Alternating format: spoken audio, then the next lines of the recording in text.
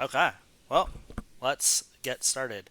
Um, so this is Dungeon Crawl Classics. This is the Croaking Fane. This is our second session in the Croaking Fane. And today we have Dave playing. Yoshimi and Oscar. Great, and they are Yoshimi is an elf, and Oscar is a human warrior. great. Dustin, Hello. So you've been David and Tatum. Those are the two. Brian, you are playing Introduce who? yourself. Yeah, I am playing Jude, who is a human warrior, and also Lysander, who is a angel, and he's a warrior as well. Nice. Awesome. So the last time we played Dungeon Crawl Classics, and we got Baby and Cheerios going on, we went into the Croaking Fane, and you guys explored everything. Found some stairs going down that you did not go down. Found a man who exploded in toads. Uh, Yoshimi lost a fingertip in a trap, and you were attacked by six stone gargoyles. And still unclear, I guess, what the deal with this temple is and why it's here. But you do know that a bunch of folks were kidnapped, and you were convinced that this was the way to go to be helpful. So when we left off, Caden was investigating a toad stone idol that is 5 feet tall on a 20-foot diameter raised dais. It's a 20-foot tall warty toad on a 5 foot high, 20-foot diameter raised dais. Atop Uh, this dais, yeah, uh, atop this dais squats the toad idol. It bears vestigial bat-like wings upon its back, and a series of dangling barbels like those of a catfish hang from its lower lip. The idol has four eyes, a pair of each residing on either side of its head. The eyes glint dimly in the gloom, hinting that they are fashioned from a crystalline substance. What do you do? I think, at least for me, David is hiding. Um. Oh, yeah, yeah. Okay, so this is. I did come in as. That I'm going to be desecrating the frog statue to sacrifice to Justinia, is what Caden is going to do. Cool. How are you desecrating the frog statue? Um. So what type of material is it made out of? It is made out of stone. So I guess I will. I don't know. Let me think about it and come back to me if you want. All right, cool. All right, Dave and Brian. So what else is here? There's this toad. There's a statue. There's an altar in front of the toad. yep. I feel like we Uh, checked out a lot of this at the. We were like kind of getting. This was the kind of last thing to inspect was the dais, I believe. yeah, I don't know how much you guys looked Kind at of check it. the the altar. And Okay, then there's well, we can check that out then. also in front of the altar, kind of a depression in the center. It's kind of this circle thing that you can see. You're talking about 1-8. Oh, one No, seven. one Oh, okay. seven. I believe you All right. went to 1-8, and it was just like Sure. incredible magic darkness was what was happening, and you guys decided not to investigate further. Okay. So yeah, let's check out this the circular thing at the foot of the frog statue. Sure. There is a 10-foot diameter circular depression set in the floor for an uncertain purpose. Um, when you inspect it, you find that the flagstones are discolored by a faint rust-colored stains. So the stones So, around the circle.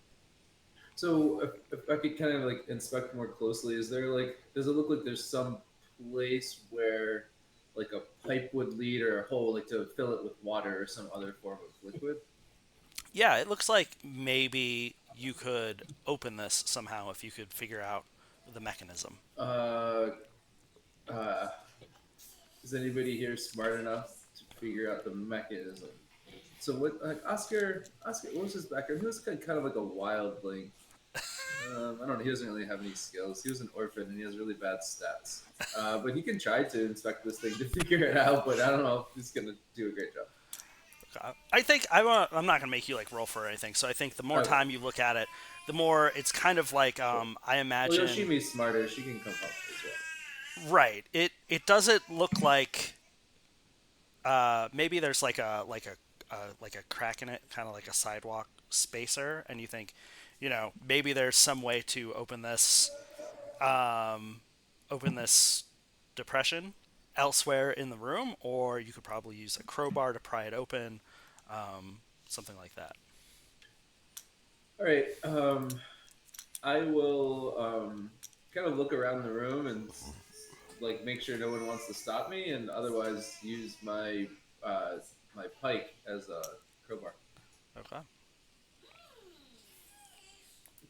And we Brian, do you also have have the any 10-foot pole, the 9-foot pole, I believe now is what we have left. 9 foot 11 3/4 inch pole? Oh, okay. Good.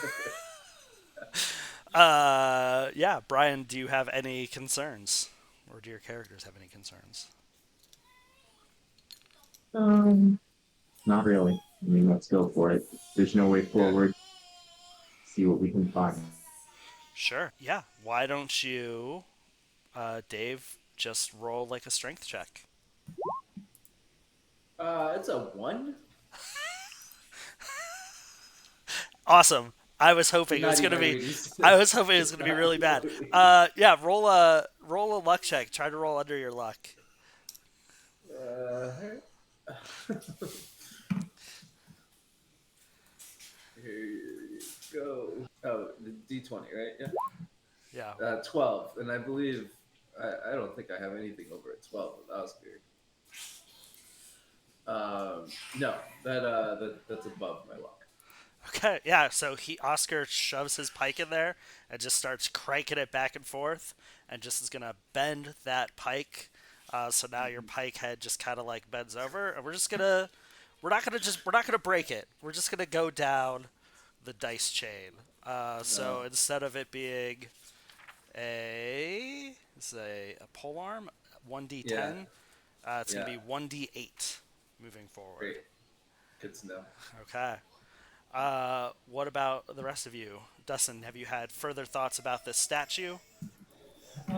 So I am trying to figure out um, how I want to do this. Okay. And so here, I think I have had further thoughts, but I haven't decided what I'm going to do yet. I'm still looking through spells and seeing best way to desecrate stone. All right. Sounds good. So I am investigating. So Alcaden is continuing to consider this stone statue that is, again, made of stone that has vestigial bat like wings on its back, dangling barbells, and four eyes on either side of its head, made out of some sort of glittering giant gems. There is also, yep, this depression in the floor.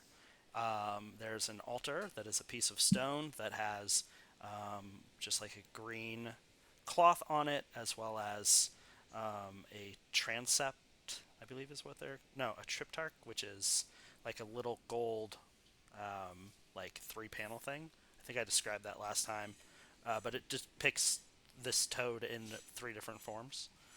Um, and yep, and then there's still 1/8 magical darkness. Um, so what do you do, Dave and Brian? What are your thoughts? Brian, what is your thought? Dave is passing it off to you. I don't know. So the magical. Oh, sorry, we muted myself. Magical darkness room is the only thing that we haven't interacted with. I With don't think with the POC. I don't think anyone's inspected the altar closely, other than to see that it is a stone altar with a green cloth on it, golden uh, thing on top of it, Okay. with depicting the Well, the toad. I will inspect the altar then. Great. Make an. I'm not gonna even make you. I will say, as you're inspecting it more closely, you find a lever behind the altar. Oh, wonderful. Let's go ahead and pull that bad boy. Sure. When you pull the lever, the depression in the center opens, and from below, you hear the croaking of toads can be heard emanating from the pit, and the fetid odor of moist air and slime wafts up from the depths. Well, I guess we're going to head down. Jude's going to lead the way with his flaming mace into the darkness, followed by Lysander and then whoever else. Yeah, Yeah. and it's just Uh, going. It's Yeah. going straight down. So it's kind of just like like a pit. Oh, we don't need there's to like jump in no the pit. stairs. It just It's just a pit that goes straight down. Oh, yeah, no. All right, let's. And I do want to remind you, like, if you do, there were stairs. Um, back over here, Yeah. back. What area? Between 1-3 and 1-8. right there. Ah. Okay. Well, I feel like that's where that's where we should go. I'm gonna ponder the desecration of this statue Okay. with in my prayers. So I'm going to hold off Okay. um, in my desecration. Okay. Cool. So yeah, you just kind of leave this pit open, and the smell is spreading throughout the room. And then you guys are gonna go down the stairs. Does anybody have any rope? I think that makes the most sense. I do have rope. Okay. How far does it look like the pit goes down? I don't think you can tell. It's just darkness below. So Can I pretty throw a rock down there or something? sure. Yeah. I don't know how you would tell. Yeah, you throw a rock, and it takes several seconds before you kind of hear like a really quiet splash, and the sound So of it's a the big pit. toad croaking getting a little more aggressive as you disturb their rest. Okay, good to know. All right, cool. Let's go downstairs. Okay, sounds good. Let me. So you Okay. find yourself. You go down these stairs. They're a spiral staircase, and it just as you uh, get down these stairs, it is totally dark again. It is fashioned from damp hewn stone, and it's worked and smooth. Um, and you can kind of just see not too far ahead of you with your torches that I'm assuming you guys have. That there's So I have like a 5 foot light. yeah, that's right. You Oh, cast 20 foot. I have a 20 foot um, summonable light on my staff. nice. So yeah, so you can see then that there's a door on your right, and then further ahead, probably just at the edge of your vision, that the path goes four ways. Is there enough light for dark vision to work, or whatever it's called in this? Yeah, yeah, yeah. If you have Yeah. whatever dark vision is called in this, yes, you What? can Yeah. see Sorry. in I dark can. vision. I can. I should look it up. Also, Joe Biden just dropped out of the campaign. Are you serious? Or did you get trolled? Shit, I was Uh, just reading about that today. Everyone said it was like imminent, but it's wild. yeah, huh? I heard they're heading So up Kamala Harris to be his replacement. It just dropped right now. Joe like Biden's Instagram account. actual news? Oh my god! I want to thank. I believe today we What have. a time to be alive. What a time to be alive, indeed. I'm Holy shit! mildly surprised. I am. Yeah, I'm pretty. I didn't think the old man had it in him. Yeah. Uh, wild. They should have sorted Oh this man, stuff out before 3 months before the election, though. Yeah, yeah, right. that would have been Talk about great. Yeah. calling an audible at the last second. This is not really Oh no, chaos. Well, yeah. At least it's before the convention, though. Right. Yeah. So something crazy could happen. Um, yeah. Wild. Well, yeah. We'll see. We'll fucking see, man. Yeah. Yeah. I As a I political just scientist, I'll say we'll see. I have no idea. We haven't never really seen this before. I was So talking to yeah, we're gonna Jake. find out together. Yeah.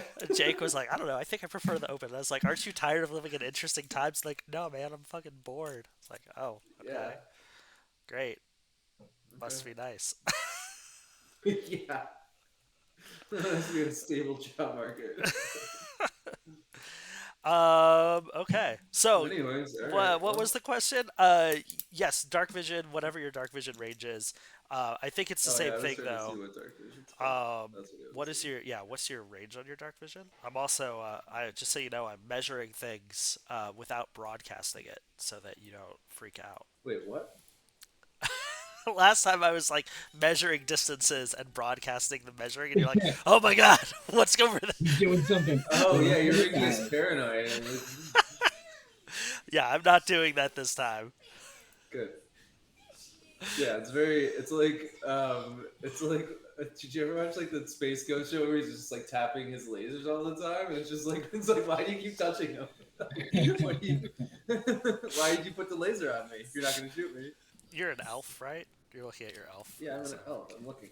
I got it. I got it. Oh, I pulled up the notebook. okay, I all should right. have had it up before. My bad. I think it's called infravision. Infravision. Yeah, yeah, yeah, yeah. Up to That 60 feet is in the dark. it. Yeah. All right, Yoshimi can see. Yeah, you can see a little bit further than everyone else, but it's not really gonna reveal much in addition for you. Okay, but good to know. Yeah. Glad we resolved that. So again, you're here. There are two. There's a way up, a way down, a way forward, and then there's a door on your immediate right. So, what do you do? We should check out the room to the right first, Yeah. since it's like the first stop. Sure. Who's go? I mean, you guys. I think you guys should have control over your little guys.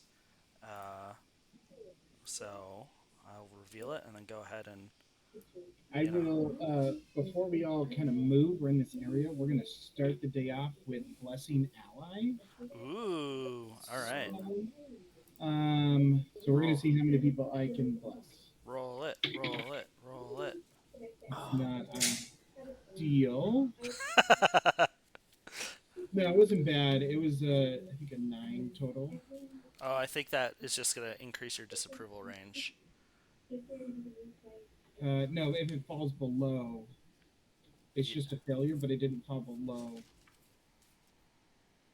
No, but failure always increases your disapproval range. So I think you're at 5 now, or I something. am at 5 now. There you go. Do you want to try again? Because this seems like a very weird place. That's not a save, right? I guess it's not a save, right? No. Not a save. Okay. Yeah. Um. Hey, Brandon. Oh, hey. Brandon. So you're gonna try to cast a bless again, or no? No. Okay. Um. Save that disapproval for later, when it Yeah. really matters. Okay, so Brandon, just so you catch up, Dustin was thinking about how to desecrate the thing. Couldn't didn't come up with a plan, so decided that they were going to go down these stairs. Opened up a pit, heard a bunch of frog croaking, and smelled frog, uh, you know, swampiness. And now they're downstairs, and it looks like Jude and Lysander are leading the way and entering this room 2-1. In this room, again, dark, odd alien odors that hint at unseemly spices cultivated in the dark places beneath the earth drift in the air of this 20-foot square room. Two mildew-stained wardrobes stand against the east and west walls, and a trio of shelves bearing an eclectic variety of objects hangs on the southern wall. Another closed door is located on the far side of the room. A shimmering rune of liquid yellow green fire drifts in the air before the door. Oh, this room isn't dark, bathing the entire room in a nauseating glow. So I just imagine it's kind of like a greenish glow. And yeah, you got a wardrobe here, and a shelf here, and a door here. And it's clearly T for trapped, which I think you would have figured out by the shimmering rune of yellow liquid green fire.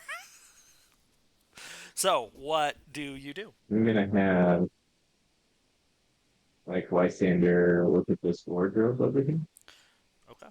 One on the west side, I guess. Sure. In the wardrobe, there are gray and white robes and assorted other religious accoutrements. I'm going to say in there are three of these robes that you think uh, people could wear. Lysander's like, hey, there's some ropes here. Not exactly my style, but if anyone's interested, help yourselves. I think Dayton. I think Dayton's down to dance with the devil and film and like let's Sure. do it. Okay. So yeah, so Dayton's gonna come in and put on a robe. Okay. So Dayton is dressed in a gray and white robe. Yoshimi will also come in and put on a robe. Okay. Yoshimi is also in a gray and white robe. So there's one left in this wardrobe. Well, Yoshimi's not going to put the robe on. She's going to take it. Oh, she's taking it. Okay. Dayton is wearing it. Yoshimi just Yeah, has just it. taking it just in case. Gotcha. Yeah. Cool. And Jude is going to examine who's wardrobe. The other wardrobe? Yep. So the other wardrobe, same thing, gray and white robes and assorted religious accoutrement. There's going to be 2 robes in this one, so there's a total of 5 robes. Does anybody want to try to disable the trap? Yeah. Yeah, I do. Okay. Do it. Yeah, you're a rogue, right? Give it to us. Skis McCready would like to make an attempt. Oh, come on. Would like to make an attempt at disarming the trap. Just give me 1 second. I just need to find where the lockpicking table is in. So there, if on your robe down, there, you should have disabled trap as a specific skill. Right, but the bonus changes depending on your alignment. Yeah. And I'm chaotic, so I need to see what my bonuses are. Okay. Yeah, and this trap is clearly a magical trap. I just want to point that out. Yep, which I'm assuming means you would need a magical means of disarming it, but my magic guy is dead. So we're gonna do the best we can with Chaotic Thieves, it appears to be you're level 2, plus Yes. 1. Plus 1? That's it? That is it. Oh, that is... Oh, plus your agility modifier. So plus 4. there you go. God damn. Oh no, boys. Skis dies here. I'm gonna be much sad. All right, we ready? Can I help? Yoshimi's gonna back away. Yeah. Put your Yoshimi is leaving the room. yeah. Who is in this room? So I have Lysander, Dayton, Jude. Yeah, I don't want to be in the room if he's gonna try this shit. I'm getting out. You can have fun with this shit. Let's move him out. Skis right there. Okay. Yeah, so I'm. No, thank you. Yoshimi just like backs away slowly with the rope. So I definitely have a. I definitely have done this before. Disabled magical traps. Yeah, I would love to help you if you're okay with that. Sure. I'm fine with that. I would just say that Brandon roll a d24 instead of a d20. Okay. Plus 4. D24 plus 4. All right, I feel good. Oh, that's not bad. That is a 24. That is just enough Oh, to oh, oh, disable this trap, oh, damn. Oh, damn. and Oh, damn. you hear just on the wind, "Yea, shall I dwell in the bowels of the great toad, and I shall be happy," as it dissipates. And there is not a fiery blast that inflicts 3d6 damage to all within 10 feet. That's positive. So yes, there's a door before you that you can go in. There's still, again, there's still a bunch. There are also uh, shelves on the south wall, and then there's another wardrobe with two uh, robes in it. Let's see what the shells are. Sure, we could do that. There's all sorts of stuff. One, there's a collection of water damaged hymnals and texts on one shelf. On another shelf, there are strains, horns, and clarinet like instruments. On another shelf, there are sticks and cones of exotic smelling incense, filling 5 boxes. Um, and next to the incense, there's a covered bowl. So that's everything that's. Oh, and a mottled green bottle as well. In the covered bowl. Dustin, I'm going to mute you with your. Yeah. Oh, sorry about that. No, you're good. I just was like, it's like you're watching the news in the background. I can hear it. Okay, so that's on there. So is there anything that interests you on this shelf? Yeah, Lysander will take some of the incense, and he'll also take like the clarinet thing, which he can play. Sure. Cool. So yeah, you Um, there. So yes, there's and then what's incense. in the covered bowl? Yeah. So when you open the covered bowl, you find crumbly and pitted wafers that exude a dank smell. Gross. Gross. Mm. How big is the bowl?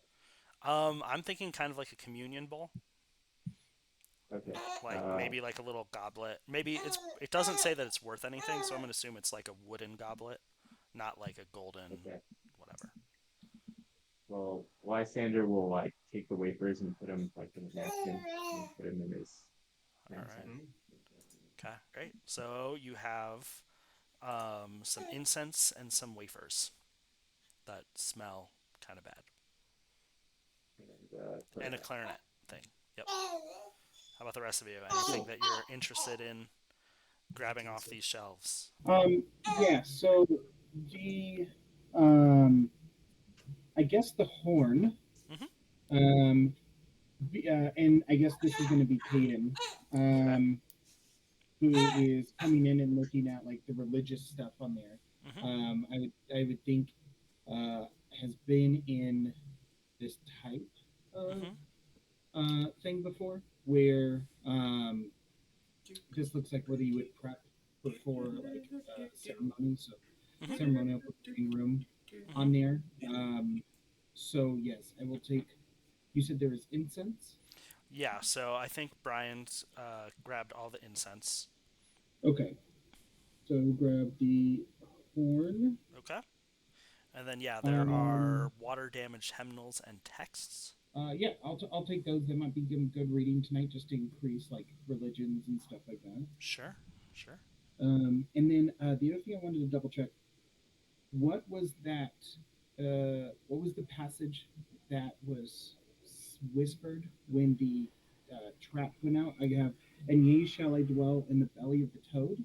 Yeah, yea shall I dwell in the bowels of the great winged toad, and I shall be happy. And do you remember that you opened up a coffin on the first floor, and inscribed in the coffin lid was the exact same phrase, which was also the passcode to get past the trap. All right. Writing that down. Okay, and then gotcha.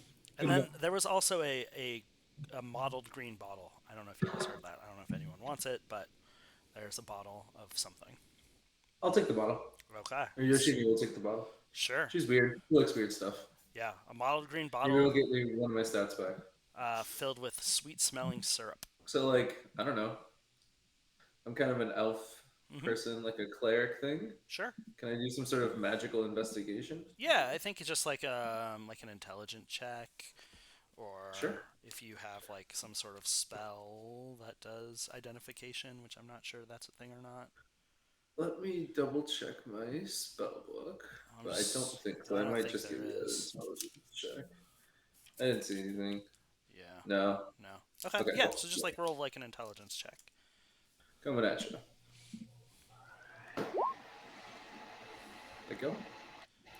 We got Fuck. a 12, a 2. Yeah. I don't know. Maybe it's some sort of frog syrup for frog waffles. Uh,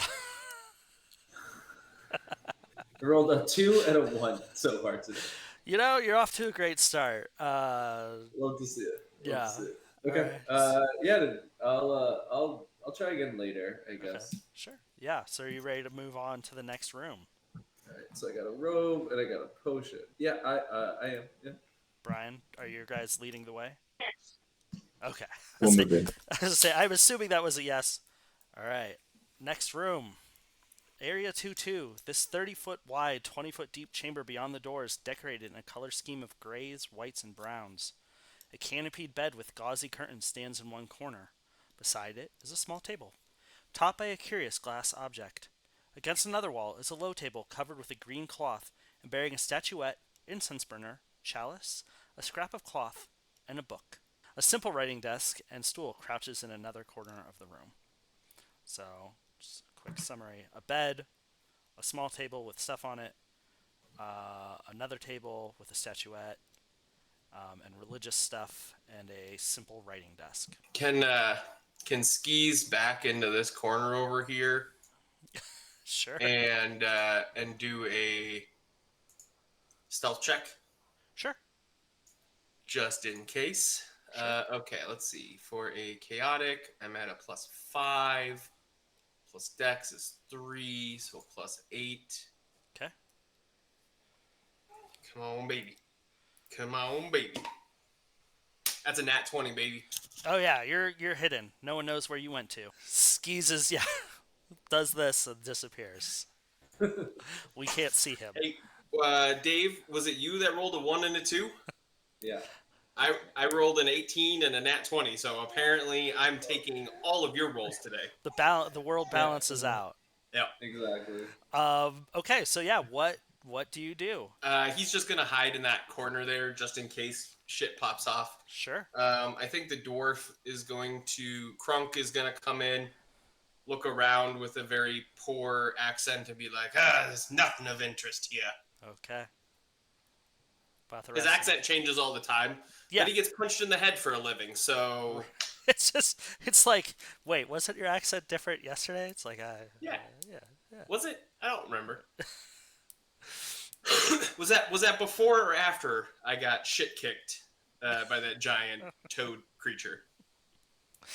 I don't know. Okay, what about the rest of you? Bed, a small table with a curious glass object. Jude is going to examine the bed. Let's see what's behind the draped curtains. And Lysander is going to put some incense in that incense holder and Sure. light it. All right.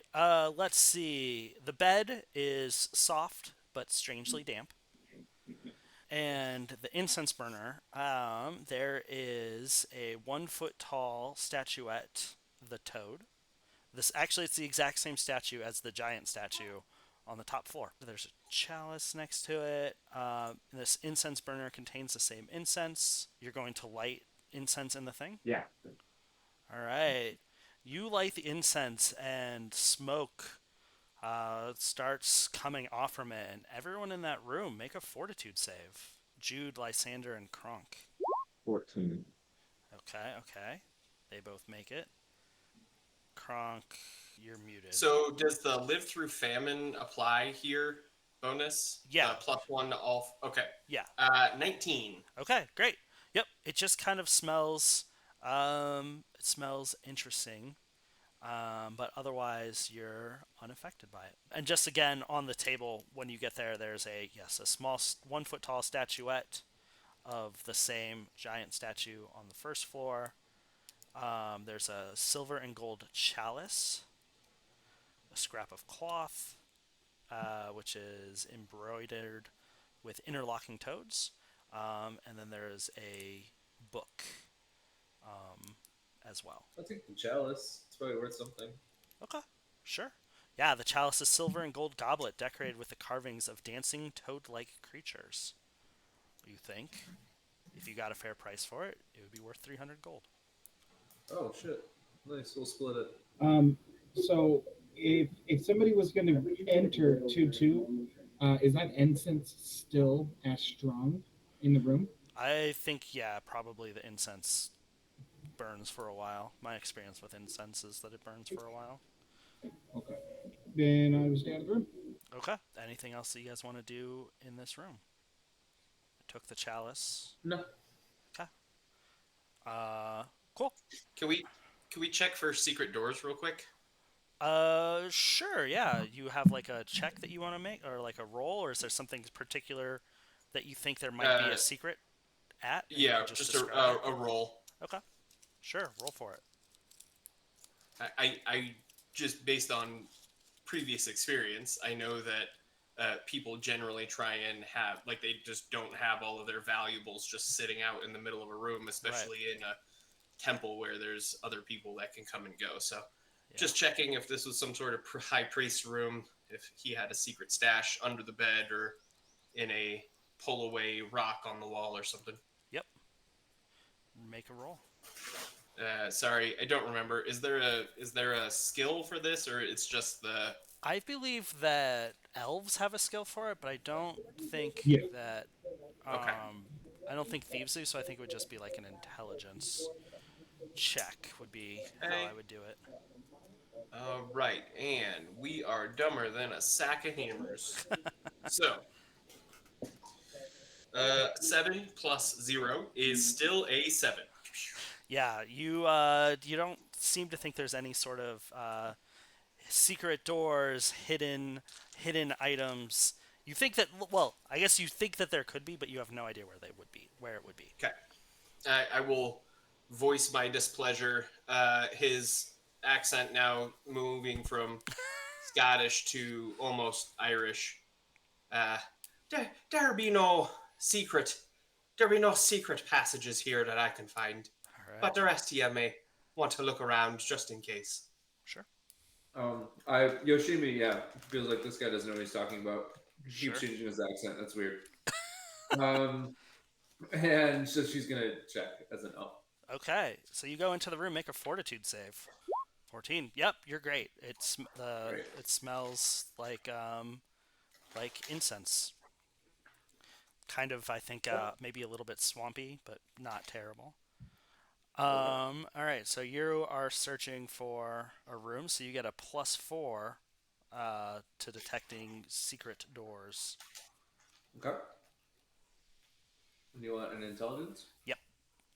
Plus intelligence, plus whatever. +4. Plus your intelligence. So 12. 12. Yeah, you notice that there is a loose flagstone under the writing desk that looks like it has been moved and shifted before. What do you do? Can you move the desk? Sure. So you move the desk and you find this flagstone. I'm guessing you lift up the flagstone. In the dusty space beneath it lies a rusty iron box. I don't know if I want to just open this thing. I don't even know if I want to pull it out of its thing. Okay. It might be trapped. So does somebody want to check for traps? I could definitely do that if you bring it out of the room. No. I'm not picking it up. Yeah. Okay. It's not gonna be good. I'm like, no. It smells like heathenness in this. What about skis? Not going in there. Skis. Skis had never gone in the room. It was Kronk that's in there. Yeah, Kronk doesn't mind. Sure. Okay. Well, I guess yeah. Make a an intelligence check to investigate this box. So I will just real quick, since Caden is right there. He's he's definitely gonna be like, "What the fuck? Were you?" I'm like, "God, don't sneak up on people." No, skis is still invisible. It's Right. Kronk that's doing the box. What's in the Never box? mind. Either way, don't sneak up on you. Got it. Beep, beep, beep, beep. How does a 12 sound? 12 sounds like it's just enough to Oh, notice great. the poison needle that's just sticking out slightly from the lock in this box. Uh, so Kronk's gonna walk up and he goes, "You're asking me if it's trapped. What do you call that thing right there?" And he's gonna point right at The the poison poison needle. needle sticking out there. There you go. But the rest of it does not appear to be trapped, other than the lock itself. Bitch, I found the trap for you. You didn't ask me to open it. It's all yours now.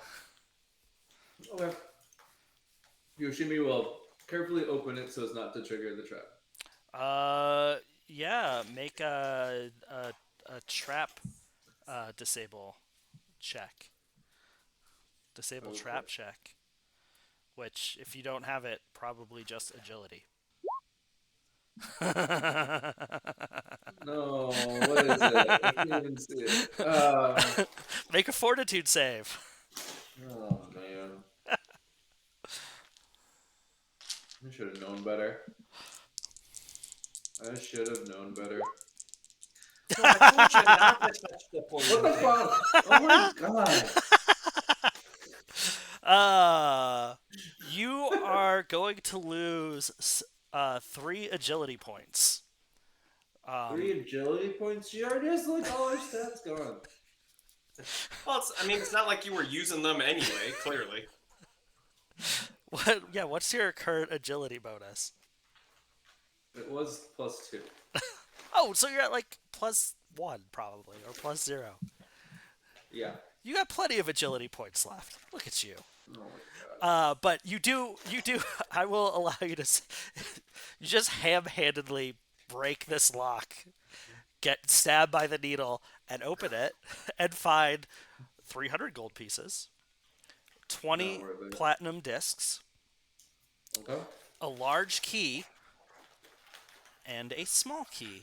And you would recognize the small key as fitting in the trap that was the toad closer, the mouth closing toad. Hold on. And have I described these platinum discs? I'm not sure that I have. Let me see. Is that the one we already disarmed? Yes. But that was the small key, right? So the big key still goes to something else. Right. Exactly. Nice. Platinum disc. The discs bear the image of the toad statue. The big toad Okay. statue. Right. Okay. Frog Cool. currency. Okay. So that is all that's underneath there. Again, in this room, just one last description of things that are left that you haven't looked at. A glass object on a table next to the bed. A strange glass object, I guess I should say. A curious is the word that they use, actually. A book, a scrap of cloth, and a statuette. But is there anything else in here you want to look at, or are you gonna leave the room? I'm good. Okay. Brian's good. I'd like to look at my agility handicap friend and be like, I told you not to touch it. I pointed right at it. Okay. So, what do you do? Back in the hallway, there is a way to the north and a way to the south, and a way to the east. Conveniently, the doors face directly north, south, east, and west of the hallways. So, it's a strange thing. All objects in D&D world, doors are on perfect grids. So, this is one of those situations. That's very helpful. Yeah, exactly. Up, down, left, right. So yeah, what do you do? I vote down. Down. Okay. You want to move? So while they were kind of looking at this room, Caden was probably going through some of these religious texts and stuff like that on there. Sure. Any chance of finding anything noteworthy in I these texts? I will say that what the thing that's noteworthy that you find in these specific texts is that these are texts dedicated to the god Schaphigroadaz. Now, how do I say it? How do you pronounce that? How I do was you gonna say, spell it? you read that by me one more time. I'm just gonna put it in the chat there. Schaphigroadaz. Schaphigroadaz. And they're just, I don't know, it's like tongs that are like, though I am Toad, you are Toad, we are Toad. All hail the Toad, the ring of Toad everlasting. One of us, one of us, one of us. From Tadpole to Toad to something beyond. I don't know, stuff like that. One might say that they are totally obsessed. Yeah, yes. Uh, oh god. Anyway, yes. So that is while you're waiting for So, folks to figure shit out. That so is. do I know? Um, there's not like a religion check, but is there some sort of way that I would know what this god is? Maybe I've heard of this god through um, talking with other religious folks. No, you didn't come across any toad gods in your journey thus far. So I think, and these books are written obviously are not like these. This isn't the entire like catechism of God Schaphigroadaz, right? This is just like the books for the faithful. So like maybe there's some like stories about him in there, and like the process of like when to kneel, when to stand, that kind of stuff. But it's not like the Bible, right? So speaking of Bible, would this be big G God or small G God? Like, so reading this on there, do I would I at least get an idea that they are polytheistic or a monotheistic race or culture? This would be a monotheistic. I think Okay, and maybe would, the more time, if you spend more time reading it, I think like I'm imagining that while they're ransacking is probably only a few minutes, right? So I don't think you can get really deep into the whole story, right? Just from a few minutes of looking at it. no, so but at least it sounds like it's a monotheistic religion versus polytheistic, just from my understanding so far. Yes. Yes. Why don't maybe let us actually roll like an intelligence check or something Personality along check. those lines. Yeah. Sure. Personality is fine by me. I'm fine with that. 10. Yeah. Not enough. I don't think for me to go into more details at this point. Okay, but just it feels like it's a monotheistic culture so far. Yes. Cool. All right. So Dave said down. We're gonna go down. But I guess also when you go down, you can see up that there is a door. And then we'll just. We're going down. I guess let's hop to it, guys. Croak. Croak. Croak. God. Okay. Well. You know, he has to deal with the crying baby all the time. We can endure his dad jokes. It's just it comes with that territory. He's earned the right to make dad jokes. Yeah. So this area is still full of like ceilings are 10 foot tall. And there is the stone here is worked and smooth. You do see a large door to the north of everything. Yes, there's a pair of great verdigris covered bronze doors to the north. And then to the south, you can kind of see Three doors in the side, just regular doors, and then darkness beyond. So, what do you do? Check out the darkness beyond. Okay. So you're just gonna keep moving down. Yeah, we Uh, can always come back to the doors. guys, I think, right? guys, Sure. how about we let the sneaky guy sneak out there and poke his head around a couple corners and see what we see? Sure. After Yeah. you. Skis is going to ever so now. I don't know if you were intending on setting precedent, but I believe last time you said as long as I don't perform any actions, I don't have to make new stealth checks. Right. But I will say that it is dark, Okay. and I don't believe Skis is. I believe Skis is a human, so Yeah, he's definitely a human. he could definitely creep around, but I'm not sure what he's gonna see. Is my Okay. point without a source of light.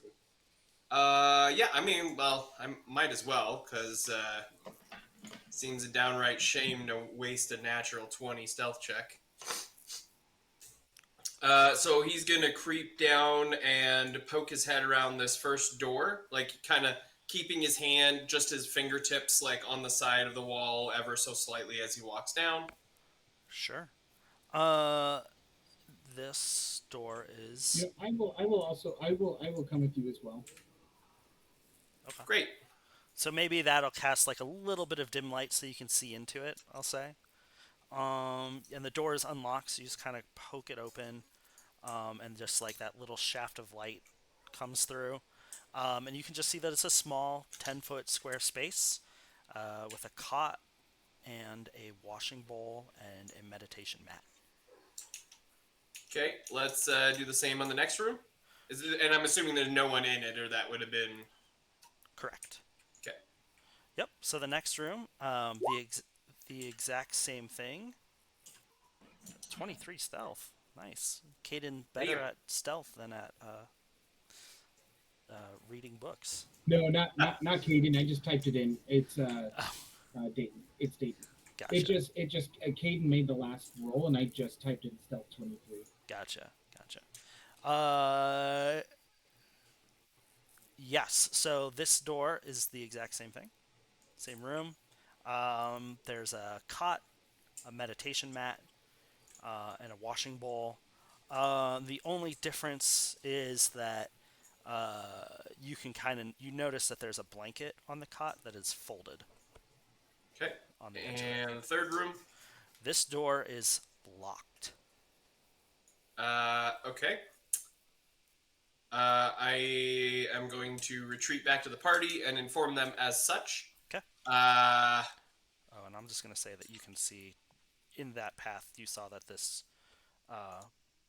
passageway ends in kind of like another T. Okay. I Can I mean, try a the lock large door key is in the only door? locked for a little bit. Do we want to pick this lock? I have the key. We can try the key. Yeah, the key does not fit into this lock.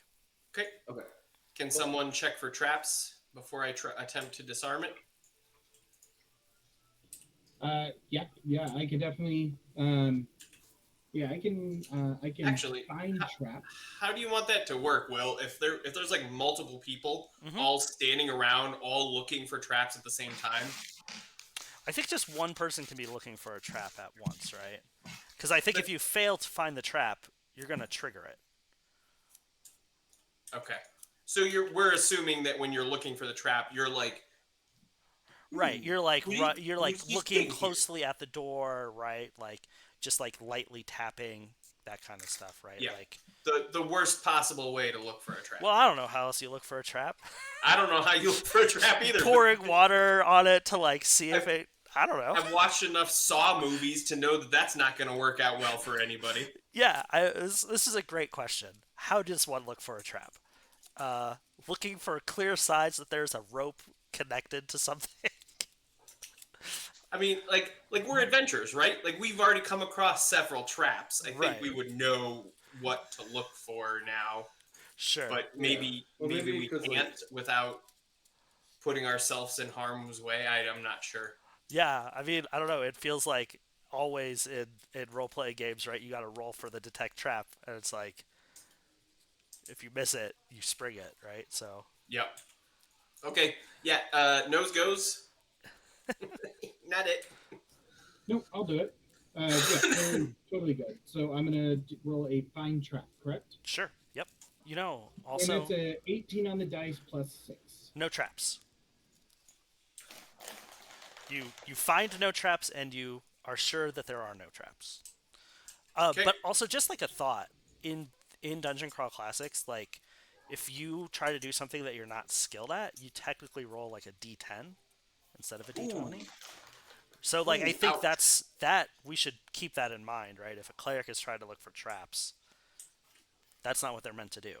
So you should roll a D10 No, no, no. instead of a So, D20. so that, so No, I that, know, so I know. that's This is maybe. Dayton. Oh, I know. okay. But I'm just saying Yeah. for future reference, like Kronk, when I was like, oh yeah, search for trap, you should have rolled a D10 because what do dwarves know about traps, right?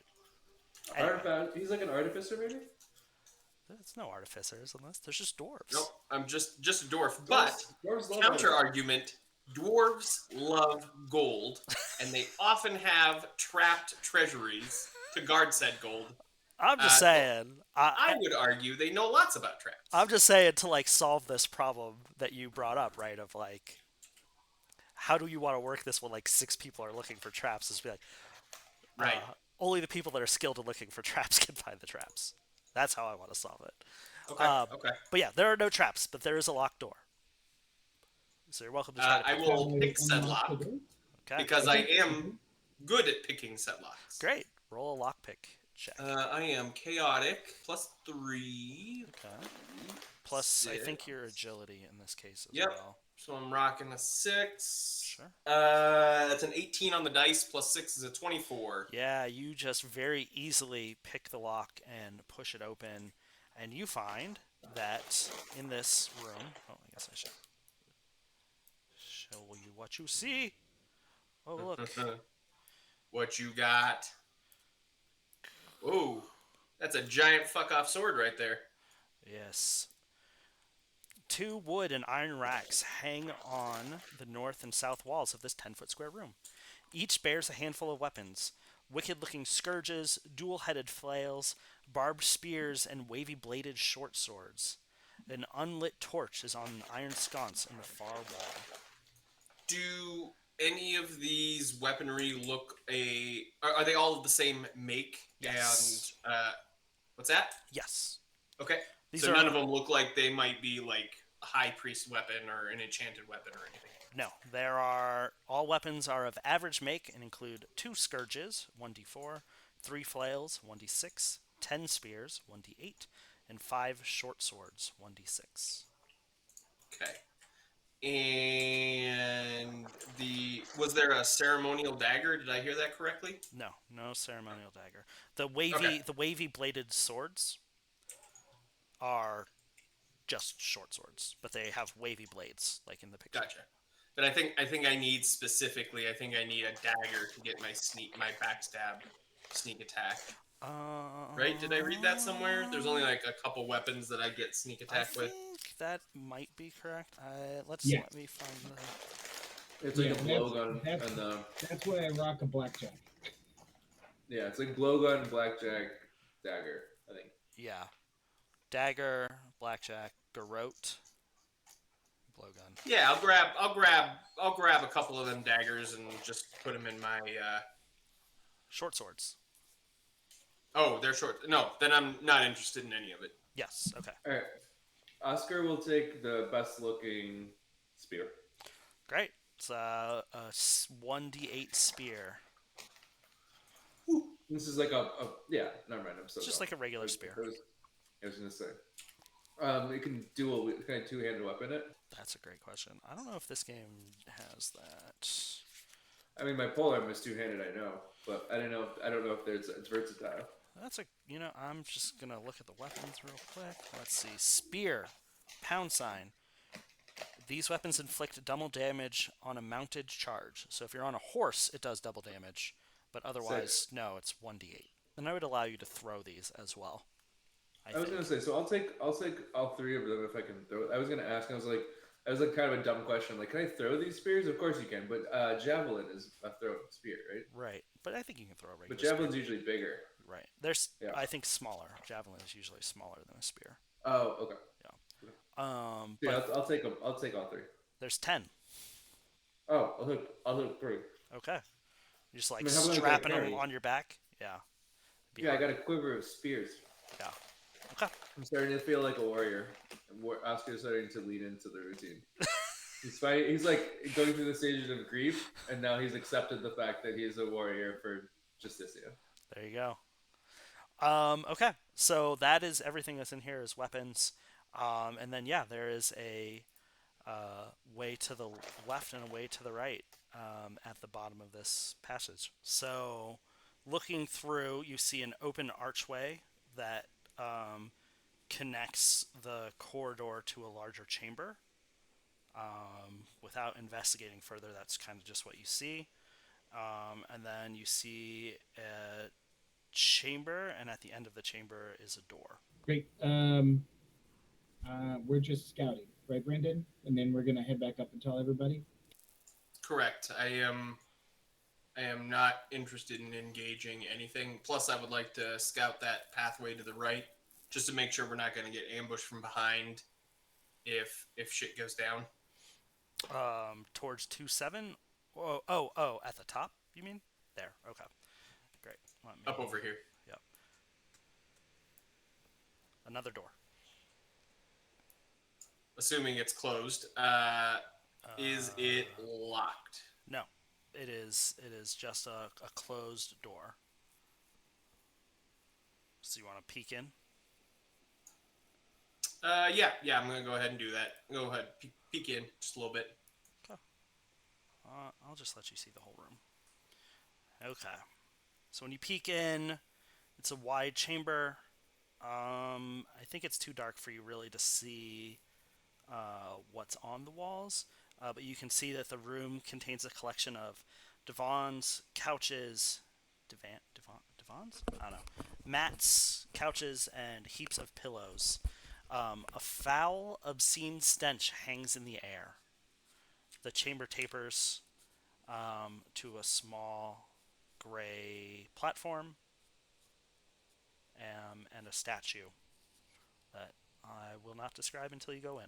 I would like to relay that information to I'm not saying it's not. Yeah, Will neither confirm nor deny at this point.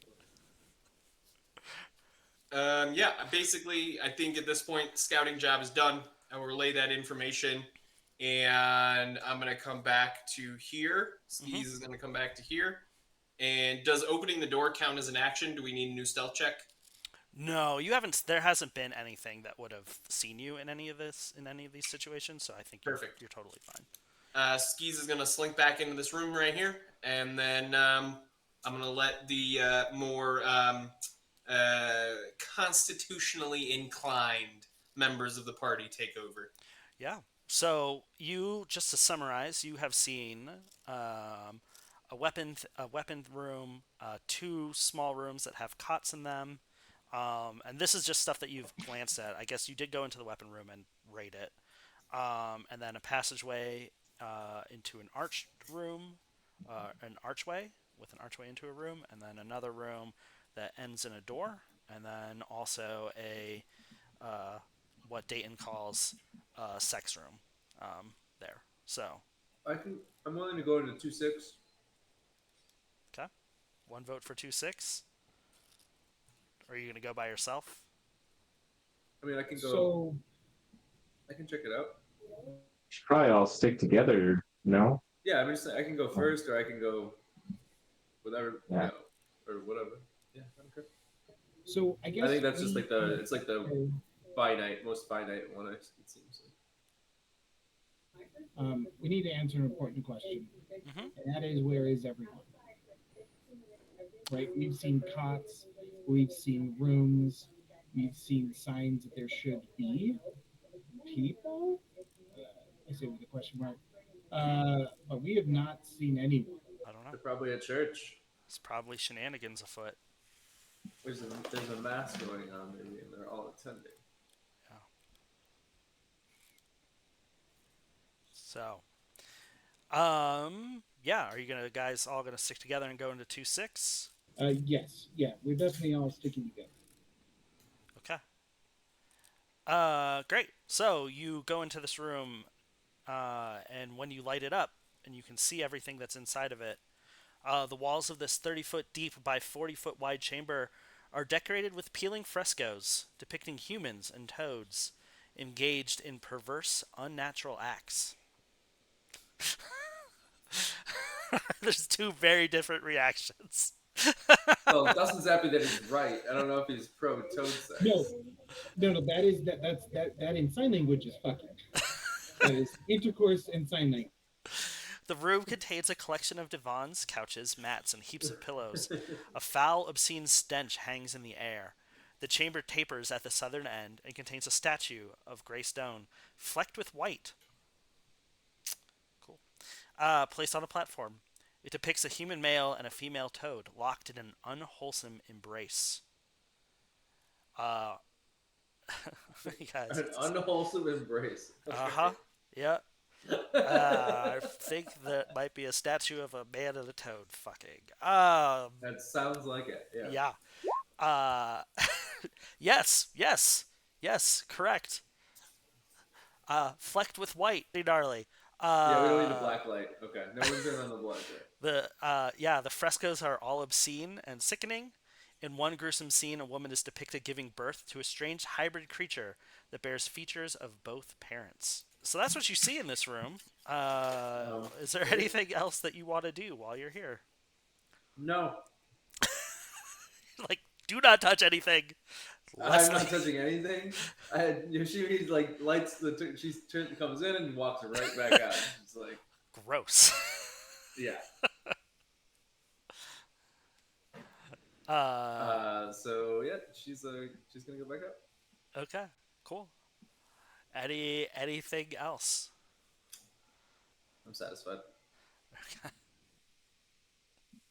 Apparently, so is everybody else in that room. Everyone's like, no more I toad would say sex. who's lingering behind to jerk off. Are there like religious texts in this room at all, or I probably don't want to touch anything? If you don't want to touch anything, you don't find anything. Yeah. Okay. Yeah. We're gonna go with that. Cool. All right. So you're back in the hallway after being like gross sex room. Also there is this locked bronze door at the top. I forgot to remind you of that. Yeah. Great. But what And let me guess, it has a big keyhole. do you want to investigate it? I would. That's why I'm standing next to it. I have the key. Okay. Let's see. Let me find it. Verdigris bronze doors. The doors are locked, and yes, it does look like there's a keyhole for a large key, and beyond it, you can hear the faint sound of croaking. Is it like rhythmic? It just sounds no. No, that's you already were in that room. Well, I don't know. That's the only room where toad sex happens. Does it sound like? No. It just sounds like a lot of toads Okay. waiting for I don't know supper. what it sounds I like don't when know. toads fuck each other. I was under the belief that they laid eggs, but I don't know. I think there has to be a step before that, I believe, to fertilize the egg. I think that's. Regardless, I Anyway. guess it's the human and the toads. It's not the sounds of toads having sex. It's the sound of a person having sex with a toad. Yeah. Oof. Gross. Who wrote this? We should. Michael Curtis. Well done, Michael Curtis. You really.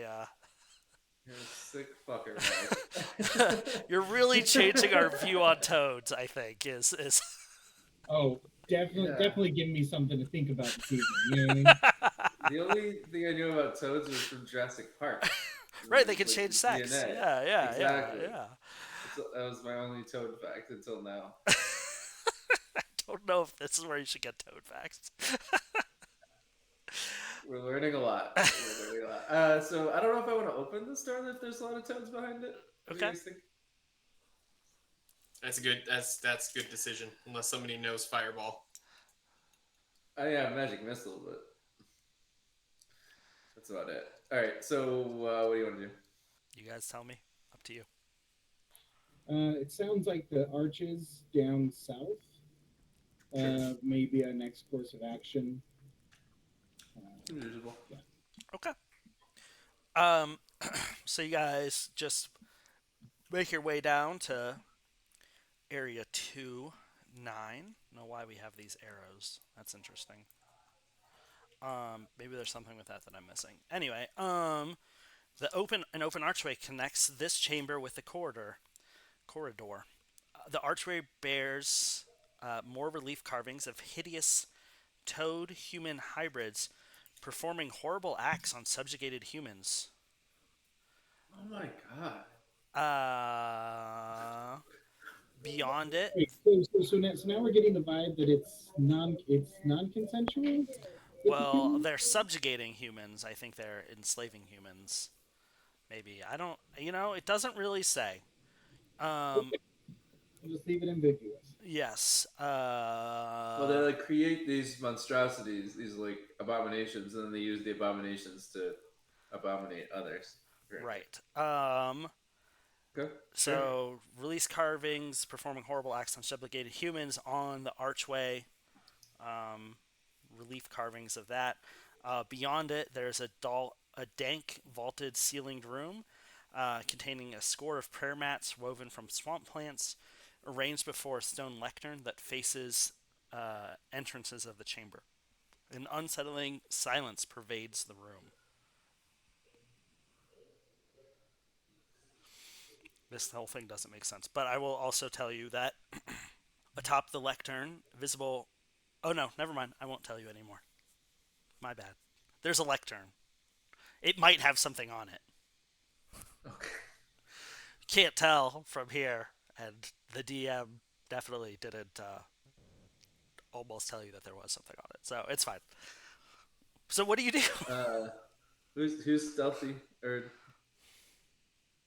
wants to go first? Okay, Oscar will go.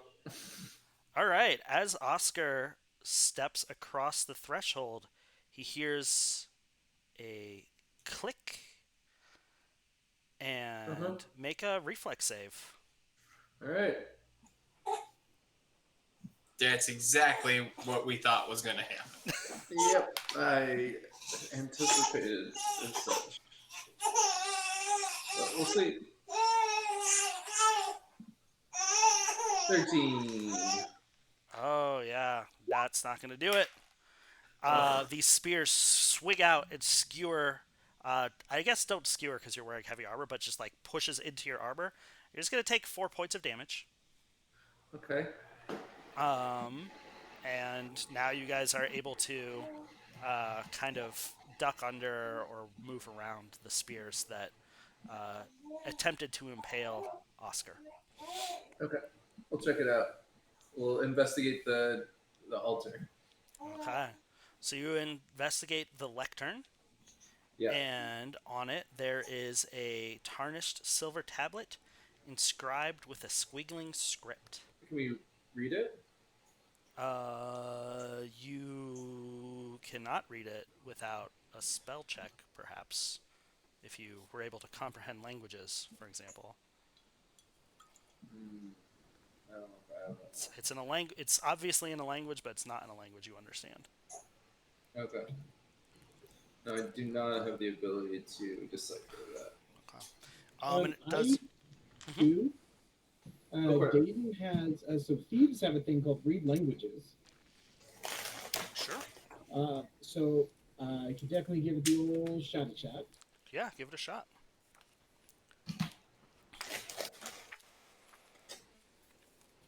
These are really good rolls right now. Not gonna lie, you just keep doing that, dice. It's a 17 plus 3, so dirty 20. Great. That is just enough to reveal that the writing is instructional scripture. detailing the proper veneration of Schaphigroadaz, however we are going to say his name, and prophesizing the day of his ascension back to his proper title of Lord of Evil Amphibians.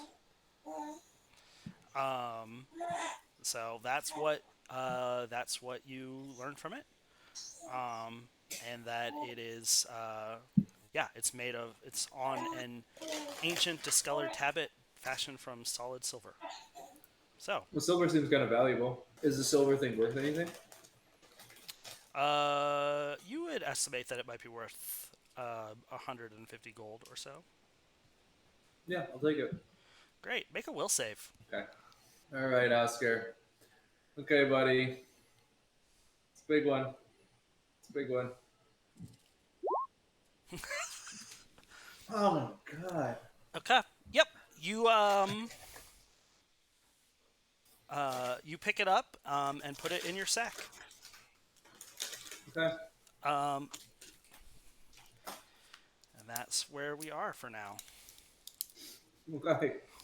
I'll keep that in mind. Okay. So Oscar has. Does he feel anything? Does he notice anything? No, not right. Not yet. Okay. Okay, so I think you would pronounce it Schaphigroadaz. Is that Schaphigroadaz. PH? Because I think that PH Schaphigroadaz. would be an F. Right. So it'd be like Schaphigroadaz. Schaphigroadaz? Yeah. Sure. Unless you would pronounce the first SCH like school. So it'd be Schaphigroadaz? I don't know. I don't know. We'll just stumble. I'll just keep stumbling through it. It's fine. You know. It's called old Shafi. Yeah. So you now have a a tablet. And it's in your sack. And that's kind of everything in this room. You do know now that this god is trying to ascend back to his proper title of Lord of Evil Amphibians, which go ahead and make a personality check there, Dustin, because I imagine you tell everyone this, Dave. Which person is doing the personality check? Caden. Cleric? Yeah. So if he's the Lord of Evil Amphibians, does that imply that there's a Lord of Good Amphibians? Maybe. And that's the one that only has consensual sex with humans. 17. Right. I'll give it to you. I will say that you know that the current Lord of Evil Amphibians is Bobug Boobles. Bobug Boobles. Of course it I'll is. spell it. I'll put it into the chat. Great. Bug. So it does make sense that a lot of the names of gods and stuff like that we can't pronounce because we don't have a frog tongue, right? With a Yeah. tongue, it is probably pronounced correctly. Bobug boobles. Bobig boobles. Bobug Boobles. Bobug boobles. Yeah, it's the current Lord. Okay. And I'm just going to say Can't that be that other makes some products. of the stuff that you read in the hymnal fall into place about the struggle between, God damn it, Schaphigroadaz and Bobug Boobles, and their eternal struggle for godhood over the toads. Right. Primacy. Toad primacy. That's right. So is there a way that I can tell which one of those two is referred to as the great winged toad? The great winged toad is one of the three forms of Schaphigroadaz. Schaphigroadaz. And that reminds Okay. you that it reminds you of that metal item on the altar where there were three versions of the toad. There was one with the wings, there was one eating, and there was one like nursing um, tadpoles. So yeah, that's what happens in that room. Okay. Sounds wholly pleasant. Sounds Yeah. sounds amazing. Yeah, it's great. Where can I sign up to be part of this toad cult? Well, you might find out soon. Anyway. Don't like that. So it's just the big doors to the north, right? That's it. Everything else has been explored. There's this room 27 that you've just Oh, peeked at, where you saw a gotcha. door. What do you think, bud? Should we go in there? He says, I couldn't care less what you do. Is that what you do? Yeah. Yeah, it's yeah, sure, let's do a thing. Let me sneak. Let's do some sneaky boy stuff, and maybe find some traps without our HP first. And see how that goes. Yeah, just make one trap check roll. Actually, I'm not even gonna make you roll. There are no traps. Wait, let me make sure I'm not lying to you. There are no There traps. are, there are no traps. You hear a slight clicking coming from under your Yeah. foot as you walk in the door. There are no traps. This first room that you're in, this 30-foot wide, 20-foot deep chamber at the end of the corridor, is largely empty. The walls bear relief carvings of toad-like humans engaged in ceremonial funeral rites. 4 empty torch sconces hang on the walls at the room's corners. A large, barred wooden door stands in the far wall opposite the room's entrance, surrounded by a frame, step, and lintel carved with additional reliefs. I'm not going in there. I mean, this is the thing. Should we fuck with the dead? Like, I feel like in our reality, like it doesn't matter what like race you are, like you should still kind of honor the dead, unless there is an active reason for us to go in there. And so far, it seems like there's just a passive reason for us to go in there and fuck with their dead. Like that would just be Caden's opinion as a cleric. If this is a temple, then the dead that are like ceremoniously buried are probably people that condone the actions of this frog god. So I say we do not need to respect them, as I have no respect for frog rapists and torturers. Yeah. So I mean, like, kind of fuck them, but at the same time, like, do we think we're going to get anything of value in exchange for if this place is clearly trapped? Do we think we're going to get anything of value from a bunch of coffins? To be clear, no traps. There are no traps. Oh, even through the second set of doors? No traps. No traps in this room anywhere. Oh, okay. Yeah, fuck it. Let's desecrate this motherfucker and get out of here. Okay. Well, I'll just do a quick description of what you see on the walls as you guys are discussing. Relief carvings are depictions of froggish, toadish humans wrapping the corpses of similar beings with linens and performing obscure rites over the bodies. A processional then bears these burdens through a portal bearing the carving of a mass of entangled tadpoles to inter them on the other side. The carvings on the jamb, step, and lintel of the far door are identical to that picture. And it's just, I don't think there's a good way for me to drop this into a chat or anything. Yeah. But it's basically it looks like a yin and yang of like a toad and a tadpole. Kronk You is can going add it to as a take handout in role playing, right? I didn't make it into a handout, unfortunately. Kronk's going to just take a giant shit in the floor and then use a little piece of cloth to pick it up and smear it all over the reliefs on the walls. And then he's going to drop the cloth on the floor and walk away. Okay. Cool. Alright, so you guys just gonna leave this barred door alone, is my sense here. Well, it sounds like most of us was leaving that door alone. Who's not leaving that door alone? The shit demon. Well, it is still barred. So it yes. I will, Brandon, take a if you have used any luck, restore 1 luck point for your guy. Whoever did that. My thief, no. Okay. My dwarf, yes. Okay, yeah, restore a luck point. We'll say that that's the whatever the blood god is approves.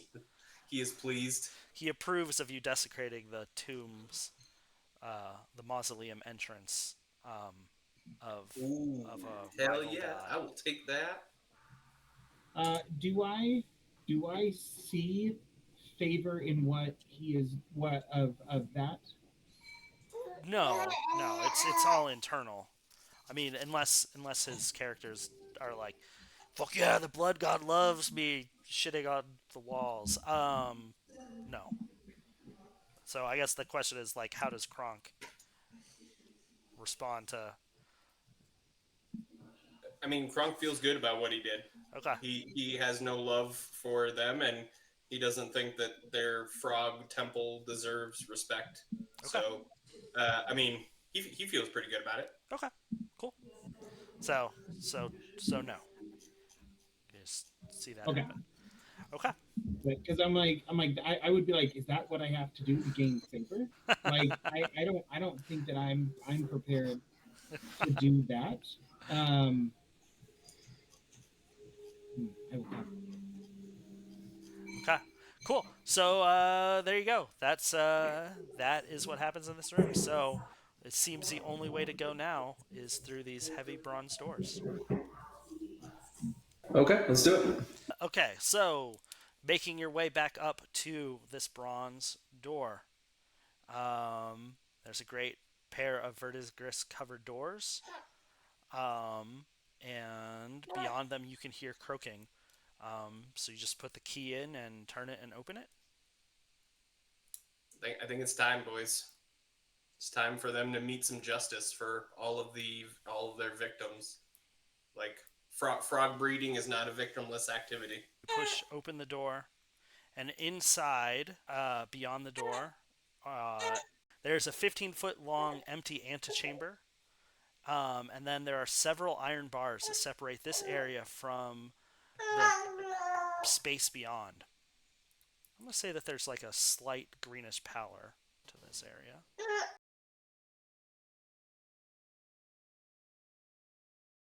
So I think we're all back. So inside the great valves. So apparently valves is another word for door since they've used it twice in this module. Huh. Yeah, who knew? It's a 15-foot long. Not I. Not me either. 15-foot long empty antechamber. Several iron bars segregate this area from the space beyond. Past the rusting barrier is a nauseating sight. Squatting in a grand cavern are more than a score of grayish-white mottled toads, their pale bodies sitting atop decades of filth and bones. A scummy pool fills the center of the cavern, with a rocky inlet rising above the surface at the center of it.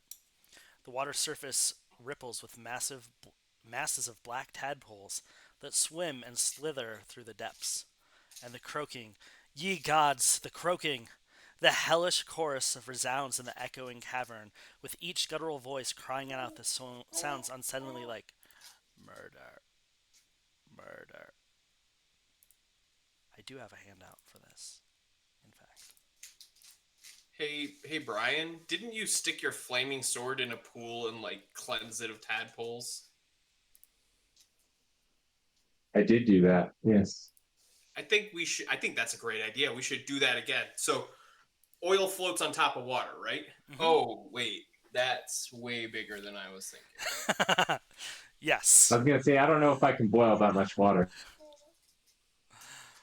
My idea was we float oil on the top, and then you just like ignite the top. But maybe that's not gonna work either. I think I only have how much oil do I have? Oh, I have 10. I have 10 things of oil. That's a lot I don't of know oil. I don't know what a thing of oil is in terms of ounces, but I'm gonna assume. I mean, I don't know how much oil does it take to run a lantern? Like 6 ounces. Yeah. So maybe I got 60 ounces, which is like this. Right. So yeah, let's do it. I'm just gonna start like taking the oil things and then using them like the little pouches, and then like try and spray it out over as many of the things as I can. Okay. So I'm gonna close that. All right. The thing is that there's a gate between you and the toads that is closed and barred Oh. from your side. And this gate is completely sealed. No, it's just iron Great. bars. So I can stick my little hands through and still spray the oil out into the room without having to come in contact with anything in the room. Sure. It's about, each of these are 5 feet, 5, 10, 15, I was 20. gonna say, it looks like it's about 10 to 20 feet from the gate to the. I can't light it though without touching it. My mace has to like touch the water. But if I'm spraying it, it's gonna like shoot an arc, and it's gonna leave like a trail as it sprays out. And I'm doing 10 of them. There might be enough for you to just touch it from there, and it'll race outwards. Okay, yeah, if you think so. I don't know. We're gonna try it and find out. At worst, we lose 10 things of oil. At best, we cleanse it in fire, and we never talk about this again. And as Kronk is like getting closer, you feel a little kind of the sense of maybe 60 eyes of toads just looking at you hungrily and curiously, and like maybe starting to hop towards the gate a little bit in interest. And they're each of them are probably about 3 feet across. They're big Yeah. fucking toads. Um, so whatever you're gonna do, you probably need to start doing it quickly before they make their way to you. Yeah. But they are making their way towards us. They are Well, noticing then I you, don't and have to they're spray it hungry. out that far. We're just going to spray it like in 10, 15 feet Sure. around in front of the gate and let them hop in. And then Brian, Jude, Mhm. Jude can do his Dude, fucking yeah. shoobity boots. Okay. Yeah, let's make it happen. Oh, we're doing it. Oil's coming out. 2 double fisting oil. Squirt, squirt, squirt. Once those are done, toss it down like a fucking alcoholic redneck. Double fisting another couple things of oil. Squirt, squirt, squirt. Okay. So you're like pouring out. I'm imagining just kind of like a puddle of I'm oil. more envisioning less of a pour and more of like a squirt. Yeah. Yeah, okay. Something just like this, maybe, to try to catch them in there as they approach. Is I thinking how it's gonna work. Okay. I think that's the best that I could possibly hope for. Okay, so you squirt this on there, and oh, how much HP do these guys have? Hopefully not enough. You might be surprised. You are correct. I'm going to be very surprised if they survive a Inferno bath. Yes. So they creep up. They creep up. Yeah. They creep up. Brian, I think, sets the. What? You wait, and then you're waiting for them to cross onto the thing. I think, if I'm understanding correctly. Is that right? Yeah, with a trail of oil. That makes sense. All right. Creep onto the oil. Whoops. Yeah, I know. I moved the whole thing. And you light it, and it immediately sizzles and just like bursts into flame, lighting this whole room that you can kind of see from here is 65 feet wide, 60 feet deep, and 30-foot high ceilings. And why don't we? I mean, in D&D 5e, fire is like 1d4 damage. Oh wait, does it say, Brian, on your mace how much fire damage it does? It does. Let me see. It is 1d4 plus 1. Okay, yeah, roll that d4. Kronk. Sure. Kronk and 3. 3? Oh, sorry. 4 damage then? Yeah. Yeah, it bursts into flames, but it doesn't seem to be doing that much damage to these moist toads. Roll for initiative as they just start scrambling over each other, through the flames, over the iron bars, and making their way into the hallway, hungrily croaking, "Murder, murder, I deserve this. Well, murder." 12. And we're just gonna do as a group. Okie doke. As a group, as in our Yeah. my characters all go the same. Yeah. Yeah. For non-natural 20. 7. Okay. I also rolled a 20. Okay. Which of you guys want to go first? Oh, Brandy can go first. Okay. Okay. So I'm just gonna, and it's just kind of like, well, I'm not gonna. Perfect. Yep. I got my shield out. Kronk wants to make a. Oh wait. You- Just moving them all into kind of position. And they've all taken, they're all at about half life at this point. Um,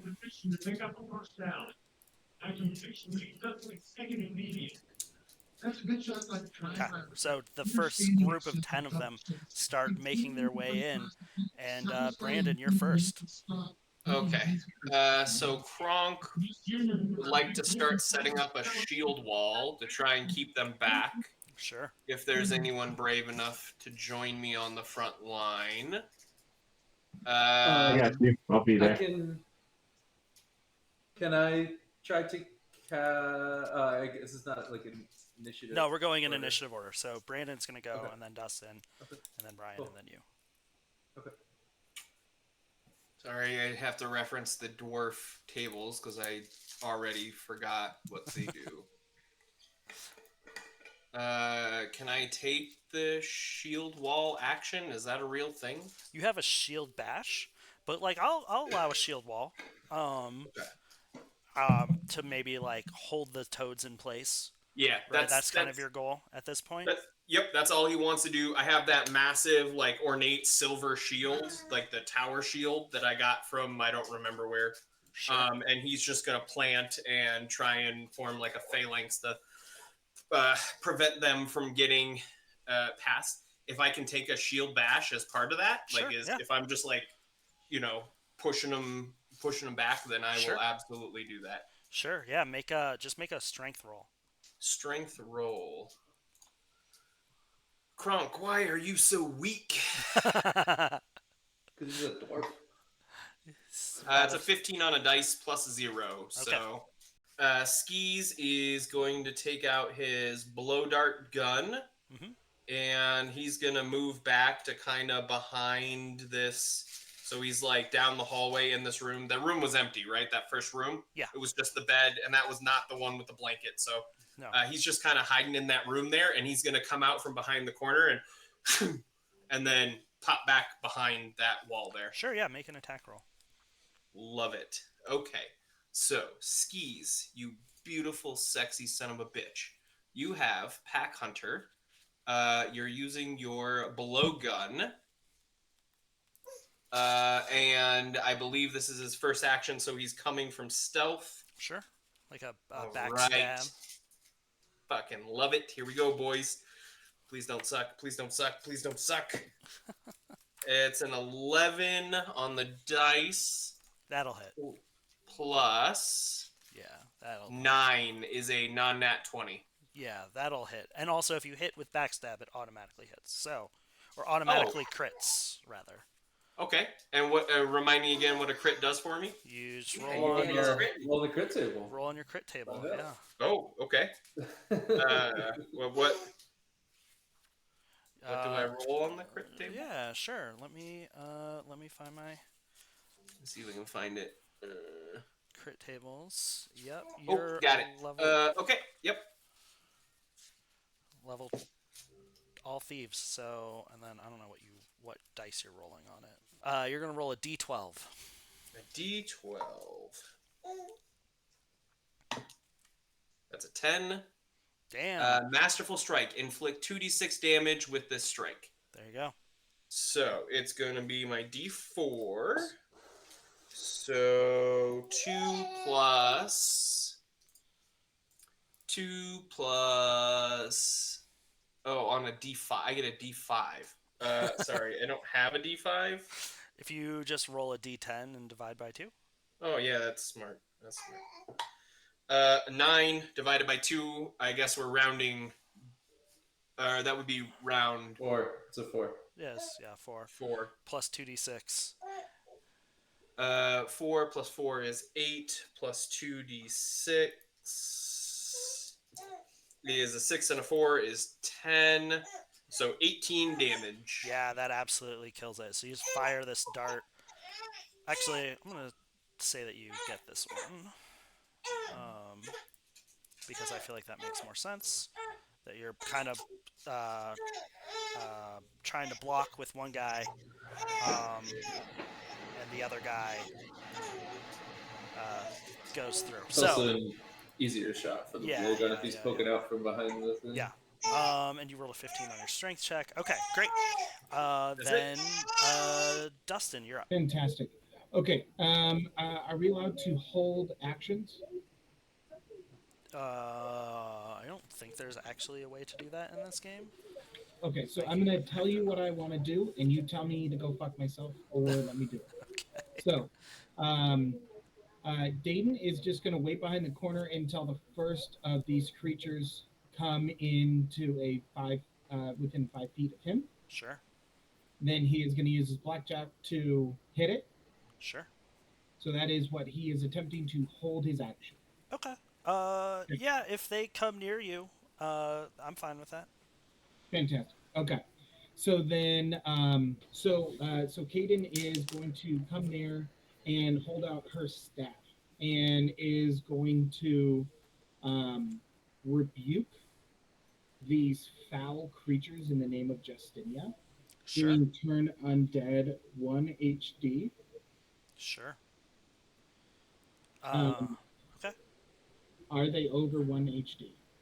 They are not, Okay, but they are just toads. They are giant toads, but they are just toads. They are not demonic toads or they're not anything. unholy. They're not unholy. They're just toads. Oh, I Just guess a we find bunch that of out one way or fucking another. So toads. that Yep. is what I'm using turn unholy. Yep. And I rolled a 21. Yeah. And so that basically is 1d6 plus caster level creatures up to 60 feet away. That was 5 creatures. Yeah. Yeah. They don't seem to care. Their alignment is neutral. So they're just continuing to kind of pour forth hungrily towards the party. Brian. Just real Hmm. quick, I just want to read this short snippet about it, and you tell me if that changes your mind. Some clerics of particular faiths may be able to turn away other kinds of creatures depending on what powers their deities award them. Does that change your thing? Uh, no, I don't think so because these are, again, Okay, just regular toads making their okay, way okay, hungrily, making their way towards you. okay. Yep. Okay, Sorry. so Jude Mm-hmm. is going to move next to the shield guy that Brandon has, Mm-hmm. kind of help him stave off the advance, like hold the line against Sure. these code mans. Roll a Um, strength check. 8? 8. Okay. Yeah. It's And then are they upon us right now? Can I attack one or are we just waiting? no. If you're backing him up, they're still just kind of like at the door. Kronk is Okay. pushing back in one And space. then, okay. And Lysander's just their spear ready in case they come pouring through. He's gonna, you know, Okay. stab some dudes. Cool. These toads are just going to start piling on. These two are going to die in the flames. The rest of them are going to continue making their way forward, and they're just going to kind of pour in, and just kind of like piling on top of each other, trying to get through uh, hungrily into the party. Once that creature comes within 5 feet, am I able to do my attack? I think you're being blocked off by Kronk, but I'll allow it. Yeah, go for it. All right. Let me get into there really quick. We are doing that is pretty good. To attack. That is a uh, 23 to hit. Yeah, that'll hit, and I'm assuming it's gonna do more than. Uh, well, I guess I shouldn't assume. Roll for. Technically, it is non-lethal damage. Okay. You're gonna Um, stun a. Well, you're gonna crit on a toad. So roll Yeah. a. Oh, and that is max damage on the dice, so it is 12 damage, and What is the crit it is result? it's so it's a D14 crit table 2. Uh huh. So we're just gonna like roll it. I rolled a 2, and it says crit table 1, but it's crit table 2. Okay. Um. Okay, it deals an additional 2d3. You will successfully knock out this toad. I mean, there's no way that that toad is not dead Just slash knocked out. Yeah. okay. So let me move that, and then Lysander too, if you want to take kind of an attack as you were prepared on this toad with your spear. Yeah, so I rolled my d20 first, so 18. So I'm assuming that's gonna Yeah, hit. that'll Let absolutely me hit. roll my d4 for my heroic deed. He's just like doing a thrust. Sure. So he doesn't get it. Okay. Yeah, and then let me roll my d8 for my spear. So 6 + 2, 8 damage. 8 damage. All right. Yeah, you are gonna go ahead and kill this one as well. All right. So the rest of these toads pour in. We're gonna take a couple swings at bronze. I guess they're just gonna try to bite. Actually, I think they're all just. I think we're gonna take 4 attacks at bronze. Kronk here. As they all just try to bite this guy that's trying to hold them back with their shield. The highest I rolled is a 17. Is Brandon there? Yeah. Okay. 17 hits. Does a 15 hit? No. 17 hits. My AC is 16. Okay. You're gonna take 6 damage. Wow. Yeah, just like one of them just kind of like gets like around the shield and like bites you in the arm, um, and but you're successfully holding them back, kind of from coming just through the hallway. And then Dave, you're up. Regular toads Okay. don't have teeth though, so like, how are these guys biting? You're right. They bite maybe without teeth. I don't know. I don't know. What do for what? See, this is toad mouth images. Careful, you're gonna get a lot of that toad sex images coming up if you're just googling that on Google. They appear just to have like a hard bottom, so maybe it's just like that. I don't know. Well, I mean, it's probably poison damage, right? So it probably is like a poisonous bite. So you're probably not taking physical damage from the bite, but poison damage from the poison that frogs typically have. Yeah. Do toads have teeth? Some do, some don't. Oh, amphibians do. Toads do not have teeth. They don't bite. It's usually not painful, so they don't have teeth. Carnivorous, understandably so. Bites. However, toad can bite or put a nibble on your finger. Okay, so I don't know. They have a way to bite. I don't know how toads bite, but it bit it for 6 damage.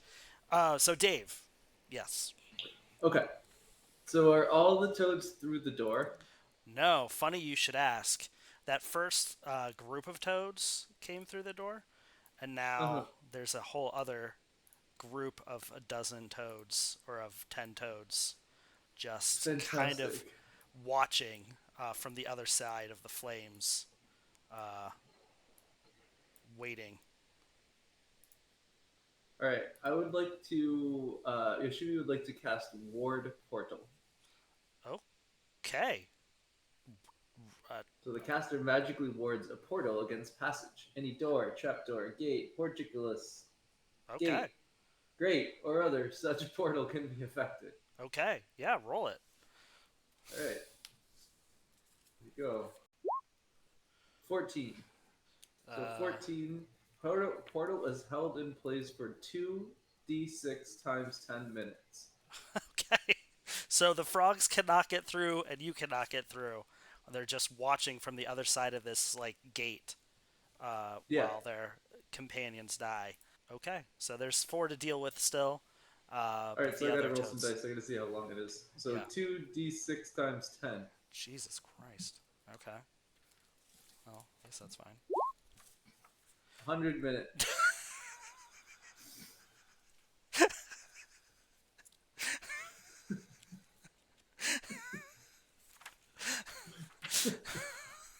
So for the next almost 2 hours, the toads can't get through that gate. Yeah. And neither can you. You can kind of just look at each other, Yeah. I guess. Okay. Um, Cool. and okay, well, there you go. All right. We'll Oscar's gonna attack one of the toads that got through. sure. All right. I guess we'll revisit. I don't. Yeah, you guys have to tell me what happens, but go for it. We'll see. At least you're not gonna die to toads. That's for sure. Are you gonna make your way up next to Kronk then? Yeah, I will. Okay, so I. Oh, you don't have a pole arm anymore. What? So this is a. You have a pole arm, but The it's spear does D8. you have a pole arm, but it's bent. Oh, I got rid of that. I left it when I got the spears. Okay. Yeah, that'll hit, and it'll I do do one. 1 damage. Okay. Yeah, that toad will still be alive, Okay, unfortunately. great. All right, that's all Okay. I got. Brandon. Okay. Gonna make this short and sweet. Kronk, seeing that the shield wall is effective, will take another shield bash. Sure. That is a critical failure. Oh no, a fumble. Well. What kind of armor are you wearing? Do you know? Leather armor, I believe. Oh, okay. Well, that won't be too bad. Yeah, leather armor. Leather armor. Okay, roll a d8. 4. Okay, 4 on the fumble table. Oh no. The weapon is damaged. A bowstring breaks, a sword hilt falls off, or a crossbow firing mechanism jams. The weapon can be repaired with 10 minutes of work, but is useless for now. I think maybe it's just like the weight of these toads on it just kind of like bends it over, and now these toads are just able to like make their way more directly to you Yep. and So I'm past gonna you. lose that AC bonus from a shield. Yep. Okay. So you can take 10 minutes to straighten it out. Well, luckily we got a portal here that's gonna prevent anybody That's else just getting to us. You have an hour and 40 minutes of waiting. Yeah. Okay. What is Ski's gonna do? So then Skis is gonna pop his head around the corner, take a pot shot at that one. Sure. 17 on the dice, plus That- 9, yeah. 26. That will hit. 8, 16 damage. Assuming that it's still a crit because I'm using the blow dart for and I added the backstab damage. Yes. Okay, good to go then. And that's my turn. I'm still here. I'm just on the other side of the monitor. Sure. That's where his swing. I'm trying to get him down for a nap. So I'm here. I can hear everything. I'll just be on the other side. Okay, cool. Dustin, there's 3 of these giant toads left.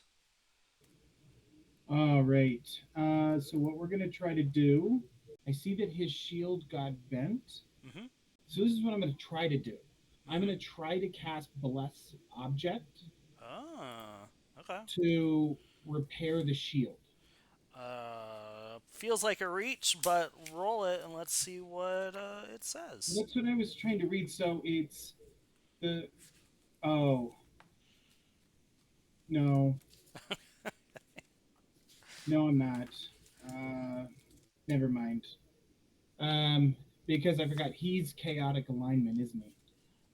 Yes, he is. Yeah. So, yeah. Unfortunately, my lawful god is not going to repair the object of a chaotic person. Oh no, casting on this target with opposite alignment gives a -2 penalty. I mean, it might Yeah, be a sin. but we are. I mean, he is fighting against a greater evil. Right. So in my mind, he is still encapsulating justice. Sure. Yeah, I think you He's should still just. bringing justice. So okay, so I just want to make sure I'm role playing this character. Yeah. So let's do a thing. Oh, okay, that's pretty good. Sure. Okay, I think it's a dirty 20 because I Okay. get a +6, and I roll a 14. And then -2 because he Oh has yeah, opposite so alignment, so an 18. 18. True, true, true. Cleric And receives. It so give. it's saying that I get to bless a small amulet. So that's what I was trying to do, is magically repair it. You tell me yes or no with that roll. I'll say it gives him a +1 to his AC for 10 minutes. Okay. So not it doesn't fully repair the shield, but it like I imagine the shield instead of just being like bent over, it like has this like slightly like blue pallor that like is Like an filling aura in to the it. spot. Yeah. Okay. Okay. So I'm back up to 15 then. Yeah. Okay. Yeah. Okay. And I'm gonna say, by the power of Justinia, hold that line. Okay. Um, and then, yeah, my rogue's gonna do the same thing. If anything breaches, basically that next line, he's holding the second line of defense. Sure. So if anything breaches that first line of defense, he is getting ready there to like whack. Yeah, totally. So that's me. Okay. Brian. Can I attack these toads? Because like it looks like there's still the gate and Brandon's dude in front of me.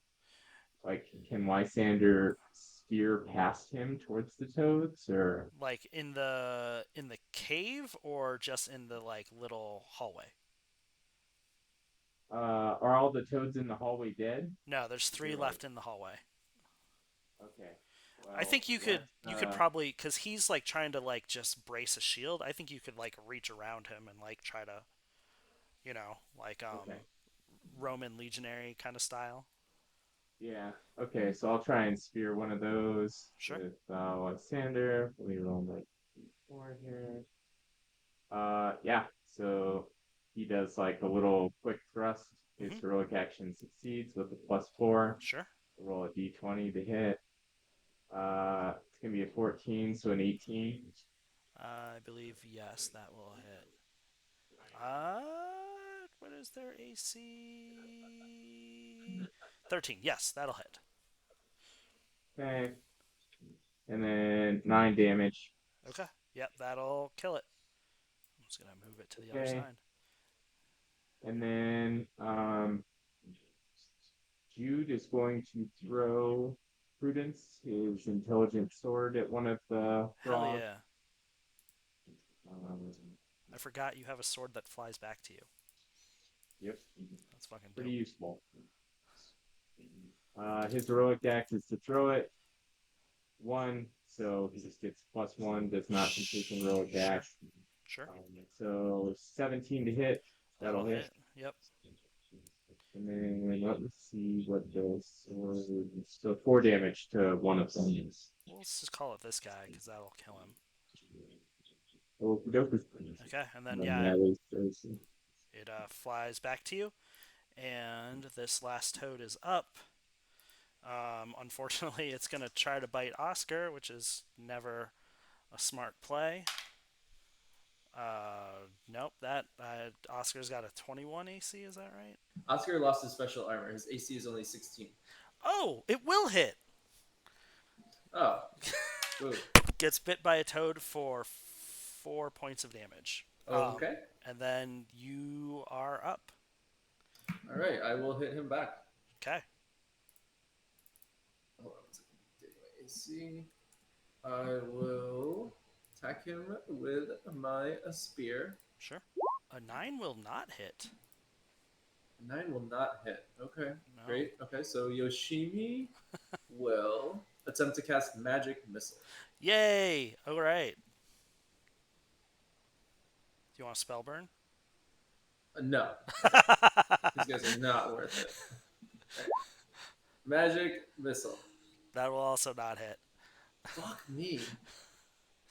All Um, right. I'm not going to make you guys just keep rolling. Eventually, this guy is going to die. So I'm just going to go ahead and move him out of there. Oh, there were two of them left. Well, they're both going to eventually die. I don't think we need to just continue rolling for the sake of rolling. So you have over an hour to strategize what you're going to do. The fire burns itself out, and these frogs, these toads, there's another like 20 of them just piling against this warded door. So you can kind of just like see them like hopping over each other and like trying to get to you. But they can see you, I think, and you can see them. Um, what are you going to Does do? the warded door prevent objects from passing through it? That is a great question. I don't remember. I think it does. No, it's just people, I think. Really? Because if so, we're gonna set up a fucking firing squad, and we're just gonna start unleashing bolts through. Well, I think the idea It is warns that... against passage. It just says, okay, it says, it just says that the door is held in place. So we can't open the door. Right. Yeah. Sure. We'll just say that you get on the other side of this this warded door and just spend the next hour and a half or so just stabbing toads as they try to get to you, and they can't get through. We'll just kill all these toads. That's fine. Yeah, Nicely we done. did. So there's just a pile of dead toads, and eventually the ward goes away. However, Yoshimi, I believe it is, Oscar. Oscar starts feeling feverish. Oh god. And you just kind of like start feeling a little bit weaker, and are going to basically decrease all of your rolls by 1. Nope. So I am going They're already pretty to bad. Oscar. What's your alignment? Oscar is good. Oh, fantastic! Awful. Even better. So we're doing. I'm going to do neutralize poison or disease. It is neither of those things. Okay, then we're doing lay on hands. You can... Wait, hold on. Is it a disease? Difficult to cure. Neutralize poison or disease? Is that what you're doing? Yes. It says this spell stabilizes further disruption from poison or disease and may reverse existing effects. Okay, yeah, roll for it. You know, when you've been rolling pretty okay, it's not bad. Okay. So it is an 11. Oh, okay. That's not going to beat the spell check of 30 that's required, unfortunately. Yeah, and that for me is a failure on that one. So you're at like 6. 6. Actually, I'm going to burn a luck point and make it 12 because I think 12 is not a failure. Right. But it's still not going to, yeah. Yes, and you also notice that your skin is beginning to bulge and pucker slightly in spaces, as though you remember a man earlier lying on the floor of the temple with frogs beneath his skin that exploded out carnivorously. That is all. Gross. Yeah, so That's terrible. you are going to get a -1 penalty to all rolls and lose 1 point of strength. So I'm gonna keep doing this. We're going until I am out. So we're gonna roll again, Okay. trying to neutralize this poison and disease. You need to get higher than a 30. So, if you would like, because it is very likely that you will have to get disapproval anyway, there is, after all, an ability. Okay, so I'm seeing here range result 14 to 15. The cleric retards the subsequent effect of one poison or disease that is affecting the target and removes the remaining dosage or effect from the target's system. And I'm reading Schaphigroadaz's Spoilization, a supernatural virus that turns the afflicted into a host for the Croaking Doom. You fucked, Yeah. bud. You want us to just put you down? Due Like, before you go full zombie? Due to its Might as preternatural well. origins, Spoilation is difficult to cure. A neutralized poison or disease spell with a spell check of 30 plus will remove the infection. But, again, like I was going to say, that you can, after all, call for divine aid. As a devout worshipper, a cleric is entitled to beseech his deity for divine aid. Beneficent followers are highly already rewarded with spells and the ability to turn the unholy, so it must be recognized that requesting direct intervention is an extraordinary act. To request divine aid, the cleric makes a spell check at the same modifier that would apply were he casting a spell. This extraordinary act imparts a plus 10 cumulative penalty to future disapproval range. So you can do it, but you are going to have to. It says that you can invoke patron or use patron bond. So if you do it, it'll increase your range to 16. Yeah, no, I mean this is, I mean, yeah, absolutely. I mean this is the time to do it. And I feel like this is what Justinia would have wanted. This is Sure. unjust what is happening to him. Sure. So that is what we are doing. Roll with a plus 10. Yeah. Well, plus my regular, which is so plus 16. Okay, so you need to roll 15 or better. That's 19. That's a fucking 19 on the dice. Okay, great. I promise you, not lying. It is a 19 on the goddamn dice. You cure Dave, and your disapproval range Thank you is so much. at 16 going forward. Yeah, there you go. So you're cured. Oh my god, thank you so much. Okay. So I am Oscar is very red. grateful. He has no idea what was wrong with him. He was terrified. And He's feeling much better. I feel the weight. Okay, so can I just role play that I am in deity disapproval right now? Because I feel like I feel like this is like a big thing in there. It's gonna happen anyway, but I feel like just role playing wise, this would put me in deity disapproval. well, do you want to roll the disapproval die? Yeah. All right, let's roll just do that. 16d4. Well, no. Roll a d20. Let's see how many. Yeah. Okay. That is also another 19 on the dice. Okay. Well, Okay. then you wouldn't be you wouldn't invoke disapproval. Well, let's just because I think there's a table that you can just roll deity disapproval. Yeah, but you roll deity disapproval is 1d4 per level of disapproval. Okay, so just on the chart of a 19, I would like to read to you what it says, and you tell me. And you tell me what you think. I just think like thematically it makes sense. Okay. So the cleric is stained with a mark of the unfaithful. This physical mark appears like a brand tattoo birthmark with the symbol determined by the cleric's faith. The symbol is automatically visible to all worshippers of the cleric's faith, even through clothing, but may be invisible to others. To all who seek and comment on the mark, the cleric must explain his sin and describe what he is doing as a penance. If he continues to sustain his faith for a week while retaining the mark, it disappears. Okay. So you're marked. I mean, I guess the thing to remember though, right, is like disapproval doesn't reset until the next day. So anytime you roll a 16 or less, like you are supposed to roll on this table again and again and again and again. Yeah. And that's fine. Okay. So disapproval 1 is that you have a stain with the mark of the unfaithful, which doesn't really make a lot of sense that like your divine aid came down and now you're marked as unfaithful. Whatever. That's fine. Yeah, and that's what I'm like. It's actually not that big of a deal. The Yeah. only person that really is going to care is uh,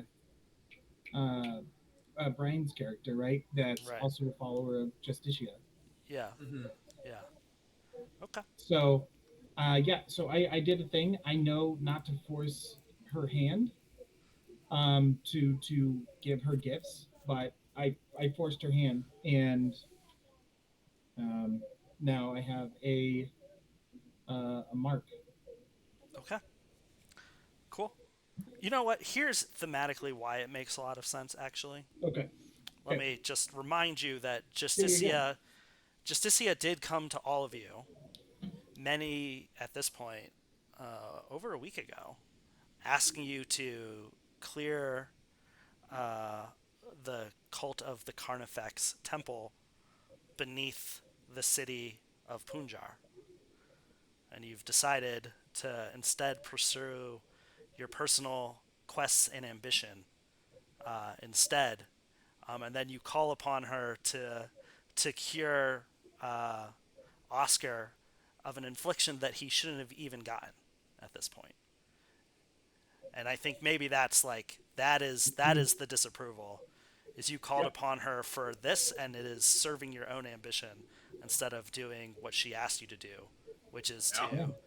to 100%. to Can't argue with that. clean the temple of the Carnifex Good. beneath Punjar. Does does she give him a look like this bitch? Yeah, I This think No, I so. think yeah, I think I know all that. Like that makes sense. Whereas Right, like, yep, I know I absolutely know that, and that's right. You yeah, think that that makes you sense. know better than Justicia. Hmm.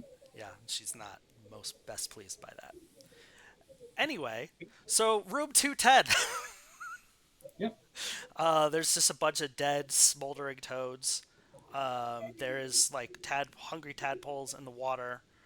Um, but you do hear a voice asking for help deeper in.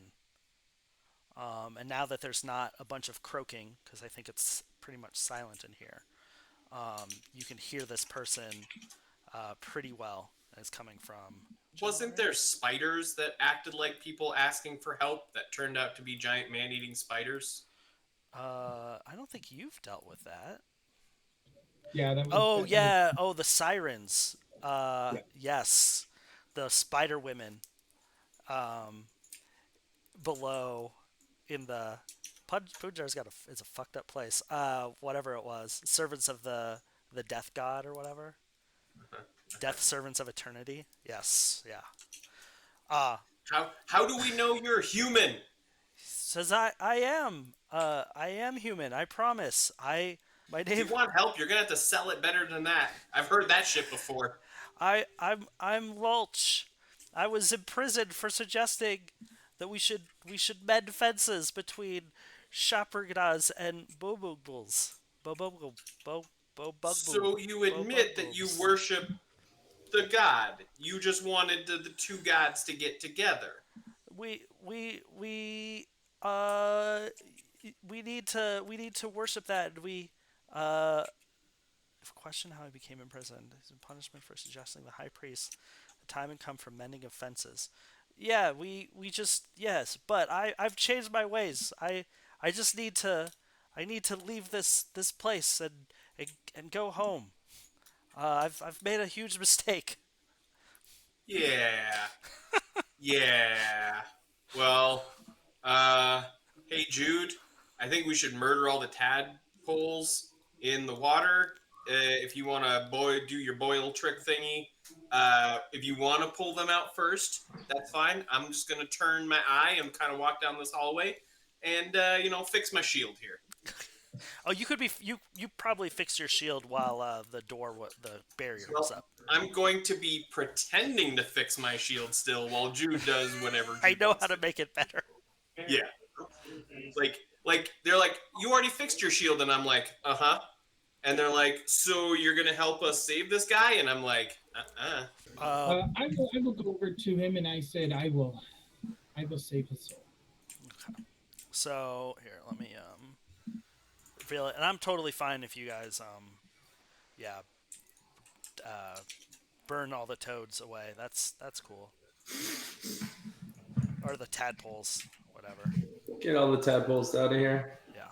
Those freakish amalgamations of who's the main, like, did they burst out of the women's stomach xenomorph style? Like, I don't either way, they don't deserve to exist. I think that the toad, the like female toads, just give live birth to these like toad human hybrids. It kind of made it seem like in the beginning it was consensual and that like toads and humans lived together and had hybrid people, and then eventually the toads became corrupt and evil and they started forcing the humans into like servitude. Yeah, But I I think don't that's more know. what it is. I'm not sure that there's any rape going on, but I don't know. It said something like aphrodisiac. No, we didn't even get to the toad aphrodisiac. Yeah, it says that it hideous toad human hybrids performing horrible acts. So yeah, I mean it could be all sorts of shit. Gross. Okay, so you find Lurch, Dustin. Lurch is of short stature, and looks vaguely toad-like. And he's dressed in filthy, torn robes. And he says, let if you let me out, I'll show you where to go so that you can avenge, so you can kill the high priest. Um, and I know where all the people that we kidnapped from the inn are. I can take you to them. Before we know that we can trust you, Mm-hmm. um, would you put your faith and would you follow the teachings of the god Justinian? Uh, Denounce any frog god we may follow, uh, and take upon the service of Her he's Majesty Justinian. he says, yeah, yeah, of course. Obviously, I'll be supportive of Justicia. Yeah, definitely, 100%. It's whatever. We Um, can't trust this wretch, but he could show us where to go. And if he betrays us, well, let me be into my sword. Okay. So, yeah, that's what I was thinking. So let me. I'm gonna just, um, as a mark of faith and trust, I am going to bind your hands behind you, hmm and I shall have this. We'll call it a. I think they call it a leash, and you will bring us over there. But just know that her she looks upon those who are deceitful, very vengefully, if you deceive us, and if you do lie to us, I will send you to her in many pieces. Do you understand? okay, yeah, totally. I am 100% trustworthy, and you should trust me. Okay, just know that I don't trust you, but Oh, well, you should, because faith I'm totally trustworthy. Great. faith is about actions and service. So show your faith by actions and service. This is what is asked. Okay, yeah, well, I think that you'll be very happy when I lead you to the high priest, and all of the villagers, and that'll be how I prove my belief in Justicia to you. Very well. One way or another, you will prove to be useful to me. So you like tie up his hands, and he is going to lead you up to over here, and takes you to a set of stone stairs that descend into further darkness. Steep natural stairs. He says, this is the way down." I will give the leash to probably Lysander. And then as you go this way, like you do notice that there is another passageway that goes north. There's a foul stench that wafts from the mouth of this passageway and leads deeper into the cavernous dark. So, there are the two paths There's the path that he's taking you on, and then there's another path. And so, are you going down the stairs or investigating elsewhere? What do you guys think? I don't know. Maybe rogues go in sneaky scout first. Thoughts? That makes sense. Okay. Which way are you gonna scout? I'm assuming we're gonna do the on the left first. Yeah. Okay. Sure. Okay. Roll. I'm guessing you're sending Skis and Dayton down there. Yeah, I think so. Okay. Well, roll those stealth checks. That's another nat 20. In case you can't see that. Hang on. I believe you. Yes. I don't think you're gonna lie to me. I want you to look at it. I can't see it, but I believe Still you. can't see it now. It's just a lit up small thing now. Before it was a dark small thing. Now it's a lit up small thing. Okay. And Dayton didn't do the best. He rolled a 10. Okay. That is fine. So you make your way down this cave. So Dayton and Skis, you look into this room. The steep natural stairs you've been descending end abruptly in a broad, high-roofed cavern. At the far end stands another barrier of iron bars with a stout gate. The hum of rapidly beating leathery wings disturbs the air as winged toads, their mouths agape, with sharp, razor-sharp fangs, swoop out of darkness to attack. Roll for initiative. They're going for Dayton. Well, actually, really just Brandon and Dustin roll for initiative. Oh. 16 plus 1. So Skis is rolling. Yeah, he gets a plus. No, Skis is bigger than a plus 1, I think. Skis is a plus 3 on initiative. So 19. Okay, 19, 21, and I don't know what the initiative on these guys is. Real quick. Okay, Dayton is up first, and they have seen you. Or at least a couple of them. All right, fantastic. I am taken up back upstairs. Running up the stairs. Okay. Yeah, Cool. we're just scouting. Okay. Skis, what are you doing? They haven't noticed you. It looks like he's running to get help. So I am just gonna kind of slink into the corner here Sure. and try and remain unnoticed. Okay. Yeah, I think that will work. I don't think that they're going to notice you because you're dashing, I assume, right, Dustin? Yeah, so you said each square is 10, right? Each of these green squares is 5. Oh, okay. So I did 30. So then if I'm dashing, then I would go 30 more. Okay. And I think they're dashing after you, and they totally... Here, I'm just going to roll one of them to see if they see Skis. They don't. Okay. Yeah, so that would be 60 of where I am. Okay. Cool. Well, then you are back up as they are flying after you. Perfect. I'm running back towards the group, Okay. and I'm gonna say, kill that lying motherfucker. Okay. Wait. I don't think I made a thing for him. Do I have one? Okay. Yeah. So he's yelling to kill that motherfucker. So Dave and Brian also roll for initiative. Can I have the roll I made previously? Sure. What was that? 19? 19. All right. Sure. Brian. 4. Oh no. Okay. And Brandon and Dustin, I'm just gonna give you guys your initiative to your group. Okay. And so, Brandon, what are you doing? What is Skis doing? So he wraps himself in his cloak and does his best to remain unnoticed, blending into a part of the wall as they go past.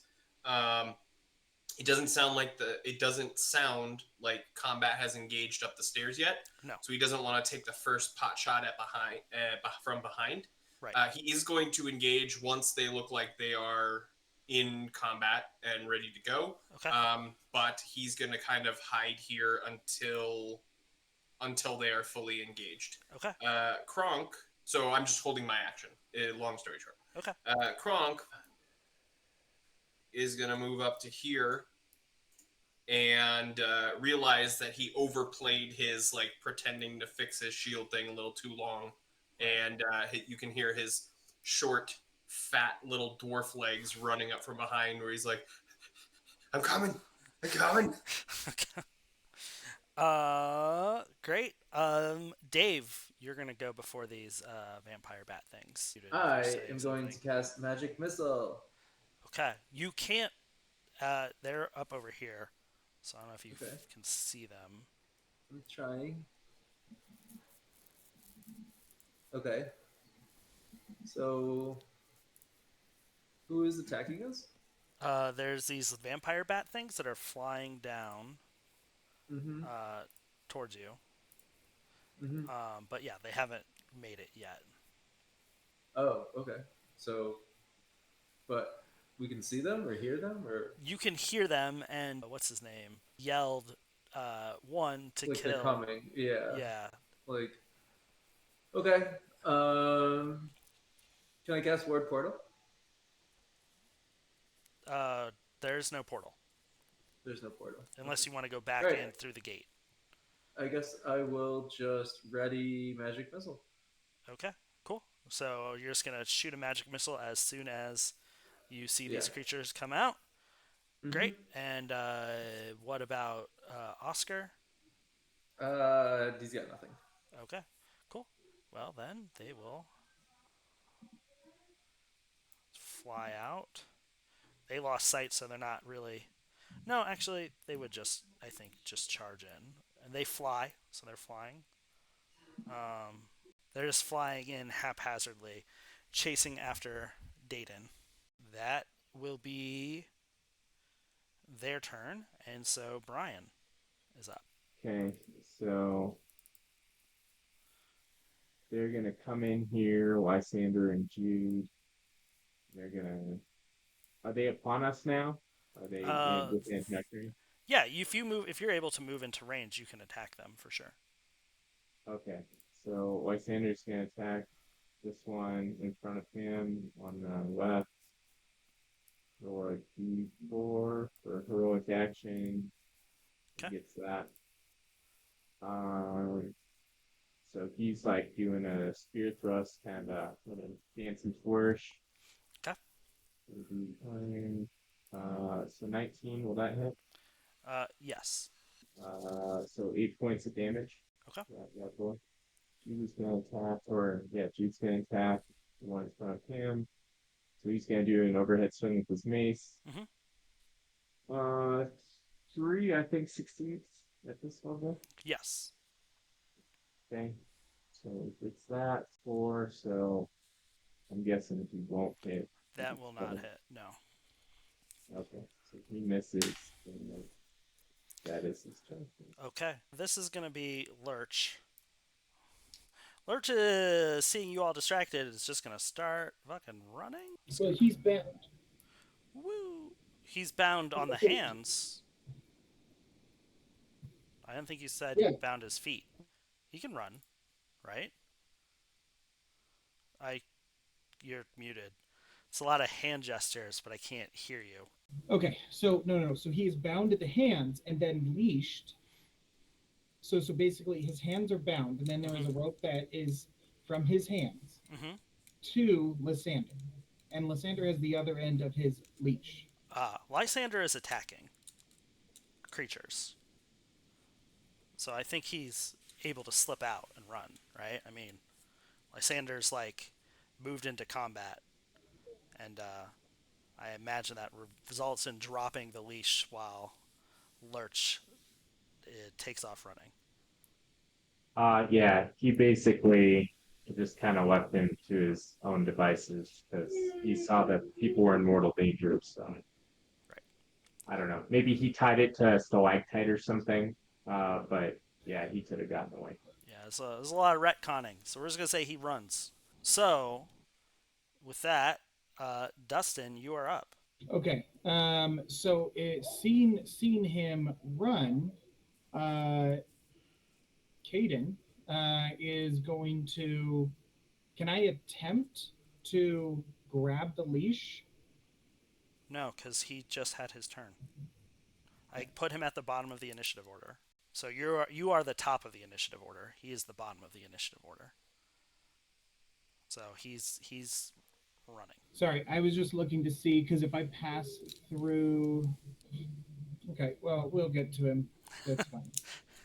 There's not a lot of places for him to go. Yeah. No, I mean, yeah. I mean, I finally figured out how I'm going to desecrate the statue Okay. with pieces of his body. So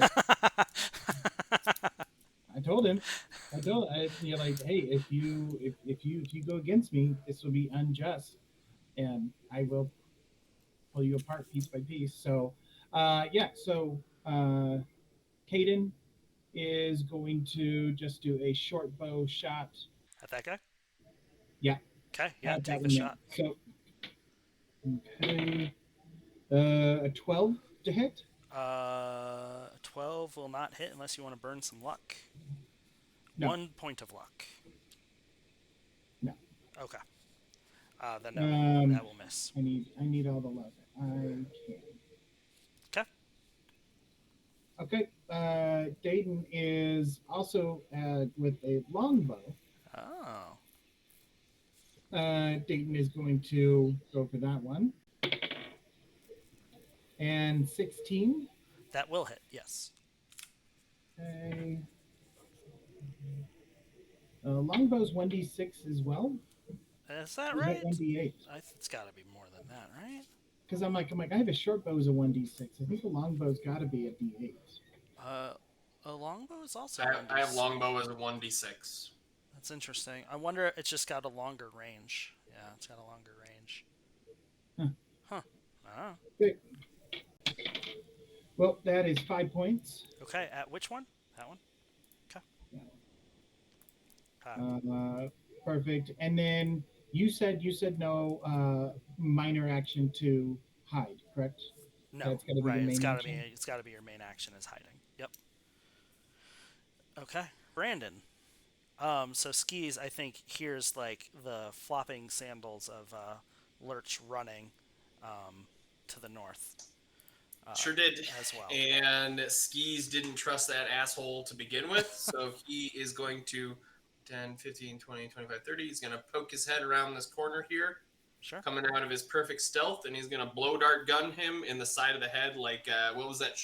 What was that super violent anime? Was it Devil, Cry Devil? I mean, isn't that kind of what happens in Princess Mononoke? He like takes that shot and like takes off that dude's head. Yeah. Yeah, exactly. Yeah. So he from down the stairs, he hears somebody grab the leash. He's getting away. I'm engaged. Hostiles. And he just kind of pokes his head around the corner and. Sure. Yeah. Roll to attack. Blow dart. I don't know if you can miss. Well, if you get a critical fail, you can miss, I guess. That's the only way you're going to miss this. That is not a critical failure. In fact, that is much better than a critical failure. Well, he has 11 AC. Okay. So and it's going to hit. 6 hit points. And remember, you hit your crit. Yeah. Yep. Oh, and you hit your crit. Sure enough. I'm pretty sure he is not going to make it. How does 15 damage sound? It sounds like he's dead. Oh, I've just been assuming that I rolled the same thing on the crit table every time. No, you roll something different every time. But again, he's Yeah, got give me 1 second. 6 HP. I don't think he's. Okay. I just want to see what happens to this fucker.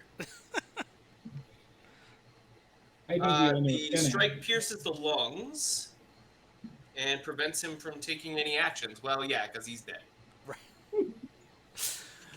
Death also prevents you from taking action. Did you say it hit him in the lungs? In the lungs, yeah. It pierces his lungs. You just see like the dart goes out. And you just hear him like, and just like slowly just stumbles to his feet and just lays face down, in the muck. And then I'm gonna just scooch right back around the corner here. And I can't hide because you said that was an action, but I'm just going to be inconspicuous. You could take cover, right? Yeah, Yeah. taking some cover. Taking cover. All right. Cool. And then Kronk, Oh, yeah, I forgot you have two guys. 10, 15, 20, is not going to walk through the puddle of goo. Sure. He's going to walk up and smash this one in the face Sure. with his short sword. Sure. So he's a dwarf. I forget. He gets a mighty action, I think. Yeah, he does. I don't really know how to use that, so Okay, so how it works, you're a level 2. You roll a d4. On a 3 or a 4, you succeed in a mighty deed. And your mighty deed is whatever you can imagine it to be within reason. okay, So, perfect. whatever. You announce it, though, before you do it. So what are you doing with this mighty deed? I didn't announce it before I rolled it, but I rolled a 1, so it doesn't happen anyway. Cool. So you just add a +1 to your attack. And his hit is going to be a 12. 12 to hit? Yeah. That will miss. Unless you want to burn a luck point. I do, actually. I was gifted one earlier, and I'm going to go ahead and burn that. Then you hit. So roll for damage. Max damage. So 8 damage. You kill it. Okay. And that's my turn. Okay, Dave. All right. I will cast magic missile. All right. Do you want to spell burn? No. Okay. Stop asking me that. You're a bad influence. So she's getting all fired up. Her little runes start to glow, and let's see how wrecked we get. Yeah. A crit fail? That's a crit fail. That's a crit fail. Crit fail. Crit fail. How is it a crit fail? Because it's in red, so I assume you rolled a 1 + 2. Oh my god. Crit fail. Crit fail. Magic missile 144. Crit fail. Crit fail. General misfire. Roll 1d8. 6. Okay. Oh, well, that's cool. So, first of all, you gain corruption. And the corruption is that your fingertips turn translucent and nearly invisible, Okay. appearing ghost-like or as if they were composed of pure force energy. Which is actually kind of fucking cool. I That is think. kind of cool, I guess. Yeah, that's dope. But roll another d8. 5. Okay. Caster becomes charged with force energy, such that the next creature or object he touches suffers a blast damage for 1d6 plus 1 damage to target, and 1 point to caster. Okay. And that is it. So you're charged with magical energy, and your fingertips are translucent. All Great, things that's considered, that's kind not of a cool. magic missile. That's not a magic missile. Okay, All right, Oscar is gonna throw a spear at one of these things. sure. Actually, can he just poke one? Does he have to throw it? I think you can poke one at this point. I think they're just He gets flying a in. -1 to ranged attacks, so I'll poke. Okay. 2 to hit and 1 damage. Nope. Shit, dude. Wait. Rolling d20, 1 + 0 - 1. So, wait. What did you actually roll? d20 + 1 + 0 - 1. So, d20 plus that'd be 2. So you rolled a 2. Okay, so it's not a fumble. Oh, great. All right, cool. These creatures are up, and they are thirsty for blood. All right. So let's make some attack rolls. Couple against Lysander. I think one will hit. They're going to attempt to. Oh, they have 3d20. Holy shit. Okay, so that one is going to hit with one claw, miss with the second claw, miss with the second claw for the bite. So Lysander is going to take. God, this is so many dice to roll. So Lysander is going to take 4 points of slashing damage from one, and then it's going to attempt to claw, claw, bite. So I'm assuming this is going to hit you, Brian. It's a 22 to or 23 to claw. 20, yeah, his AC is 20. Okay. So another 5, so it's going to be a total of 9 damage from claws. This one is going to claw, bite. What is? I think one is going to crit on Kronk on the claw. I got critted. You did. It was. I thought I had a thing Can that you didn't let me get critted. Can you resist What? crits? Let me double check. That does feel like something I remember someone getting, but I don't know if it was this game, another game. Shoot, apparently Sword and Board allows me to get a shield bash as a second attack when I make an attack with my sword. Didn't know that. I lied. Okay. So you're going to take 4 damage to the face and lose a tooth. Sorry, 5 damage to the face and lose a tooth. And the other claw is going to hit for 3. So a total of 8 damage with 1 tooth knocked out. So what you're telling me is I have to talk like this for the rest of the session. Yes. Okay, that's great, guys. That's great. And then How much damage was it? 8. Holy fuck! Is this am I finally actually threatening to kill people? Is this actually? Kronk is unhappy. Okay. This one's gonna go after Oscar. Claw, bite. I think those are all gonna miss. And then there's one that heard Skis step out to take that shot. Claw. 15 to hit. Does a 15 hit? 15. My AC is also 15. So I think tie goes to attacker. 14. Claw, bite. So 1 claw hit for 4 points of damage.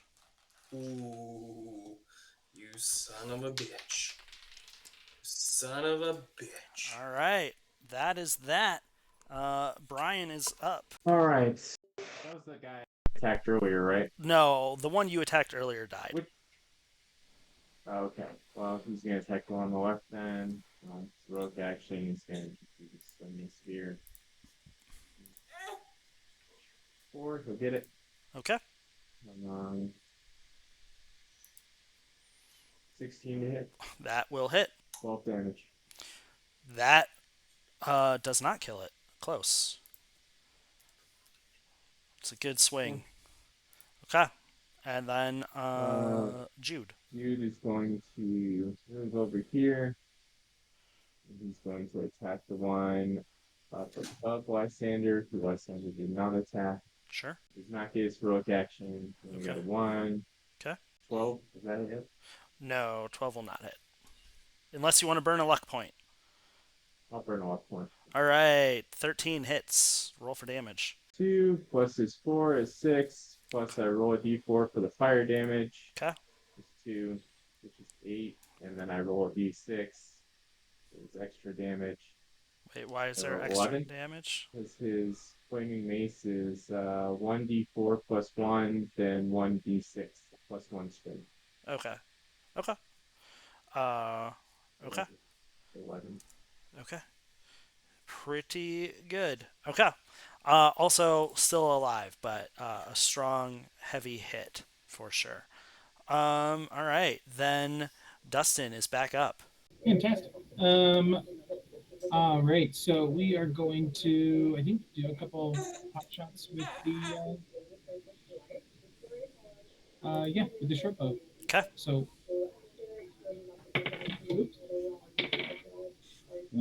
okay. No, that's only a 10. 10 to hit, does not hit. Okay. And then Unless you want to burn 3 luck points. as I come up, I'm going to take that blackjack and just and hit it. Okay. That is much 24 to hit. Yeah. Uh huh. Fantastic. Love that. Getting clobbered. He's clobbering time.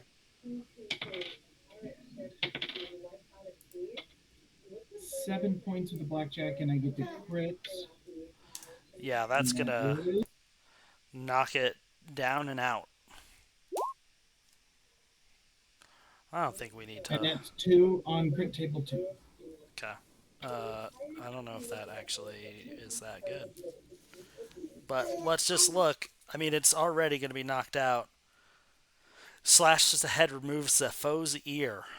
I don't think toads have ears, but you just kind of smash its ear hole. So yeah, it is down. Okay, and then I will use the little fence area for cover. Oh, okay, sure. Brandon, you are up. Okay. Skis hates being attacked. Hates it. It's his least favorite thing in the entire world. Sure. Remind me, the opportunity attacks aren't a real thing in this game, are they? There are, but we don't play with them because we haven't been playing with them. Okay. If we want to play with them, next time we play, we should agree to it beforehand or whatever. Yep. Nope. But, yeah. I'm totally okay with not having them because it Okay. benefits me right now. I prefer no opportunity attacks because it allows you to like move instead of like attack training. You know. Yeah. Yeah. So what Skis is going to do is he's going to start sprinting towards where he just dropped that escaped guy. Sure. And then in this room, you said it was like covered in like the slime and stuff on the floor. He's going to do like a power rocker slide and like spin as he's running away and then unleash a blow dart gun from 5, 10, 15, 20, 25, 30. Just are you using a sprint action or are you? That has flavor. Okay. Great. So he runs, and then as he's running, he like goes into a power slide, turns around, and then blow darts Sure. this thing Sure. in the face. Sure. I hope. Let's find out what actually happens. I am so it's a 18 on the dice, so it's probably gonna hit. Yep. That'll hit. But I am not coming from stealth, so I Right. don't get the guaranteed crit. Right. So, but that's still 9 damage. Damn. All right. Okay. But not enough to put him down. No. Kronk. Wait, but it's still no. But you still hit with a weapon with a. It does. It only counts if you are hit while sneak attacking. Oh. Yeah. True. Okay. Okay, so that's Skis. The fact that he is still alive angers him to no end. Kronk is gonna just turn there, and the guy that crit him has to die. Yeah. He must die. Sure. It's not up for negotiation. He's gonna die. So what's your mighty deed? Do you have one? So I have I'm gonna use the sword board. Okay. So I'm gonna make the sword attack and the shield attack at the same time, because even if it kills him, I'm still going to do it. Okay. So my idea was using the shield to bash him out of the air onto the ground. Oh, okay. And then I'm going to use the sword to impale him Sure. on the ground. Sure. And then if it's dead, he's going to rip its fucking wings off. Sure. As he doesn't pull his sword out of it, he tears it off of his sword. Sure. Before he reclaims it. Well, make that sword bash first, I think, would be the way to go. Okay, so shield bash. With a D16, I think, is how you do it. Well, it's a 14 on the dice and a... Fuck, I can't read that. 3. So and a 3 on the Mighty D dice. So that works. It's a 17. I'm just going to take a quick, see if it can save. It cannot. So go ahead and roll damage. I don't know if the shield bash does any damage.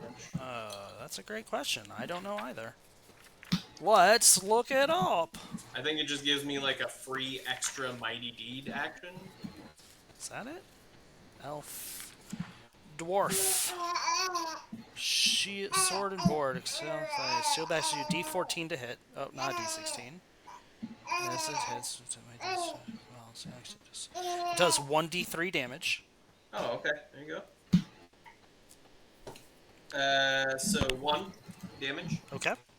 And then we'll give you a D24 on the sword attack. Oh, I already rolled that as well. I rolled them both at the same time. Okay, what is that?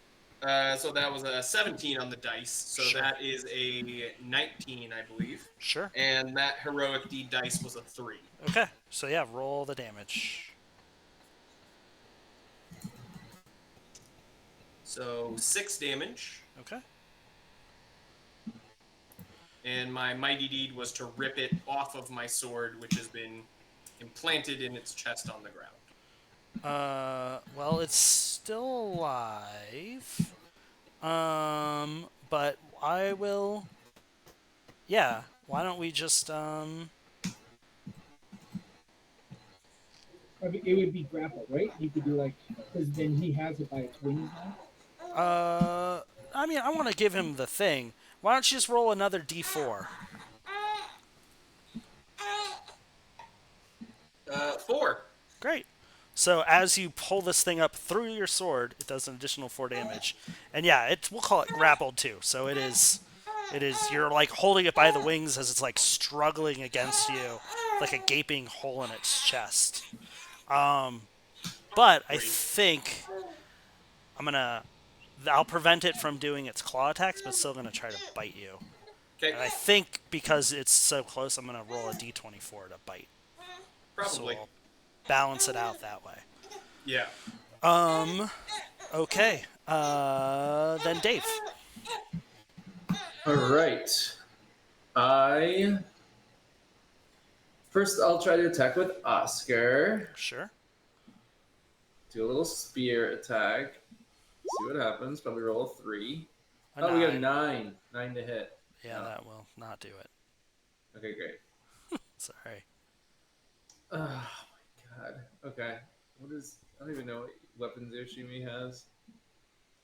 I will shoot at one of them with my longbow. Okay, roll 1d6. 5 to hit. Okay, well it won't hit, but roll 1d6. Oh. 5. Okay. Here's what I'm going to say happens, because remember, the next thing you touch, you deal magic missile Yeah. damage to. But since it's a mithril longbow, I think what happens is like you grab it, and as you pull the thing back, it That was releases. the next person I touched. No, it said next person or object. Oh, object. Oh. Yeah. So when you draw your bow, the like lightning, the magic missile just arcs around and like back into you. So you're gonna take 6 damage Great. instead of me destroying your bow, which was my other thought. All right, so we'll just do this one on Kronk first. 14 plus 4 to hit Kronk, I think, or 3 will hit. Those numbers are way too damn high. Okay, so you're gonna get bitten and take 2 points of damage, Well, that's not terribly bad. and you're at the beginning of your next turn. You're gonna take an additional 1 point of damage. Okay. Can I just take it right now? Because I'm already gonna forget. Sure, yeah. You're just gonna continue taking it until you get healed. It's like a rend wound kind of thing. Okay. Okay. Gotcha. But it's not going to claw you because you are holding it in place.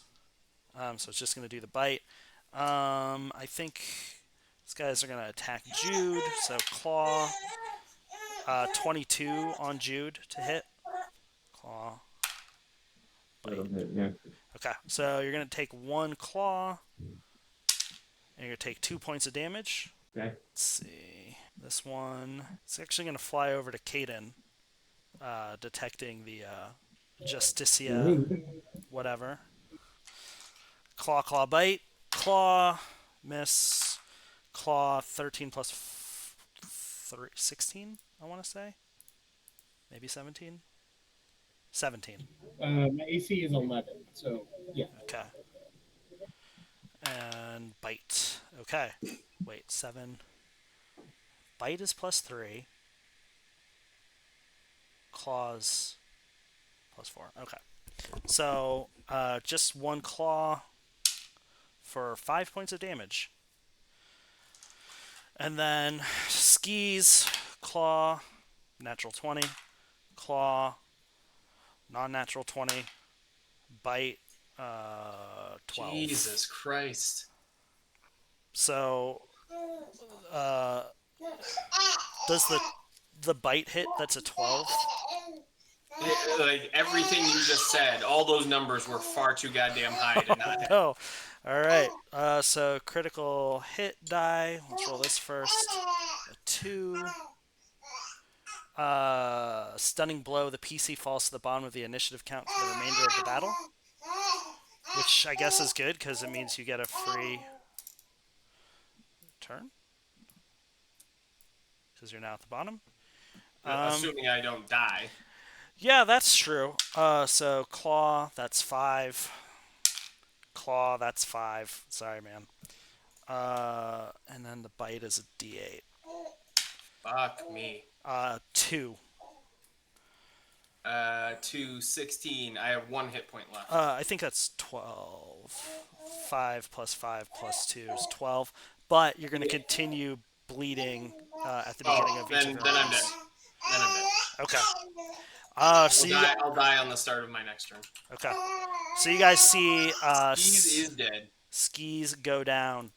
Sad. Just remember that if you get to him within a minute, you can heal him to prevent his death.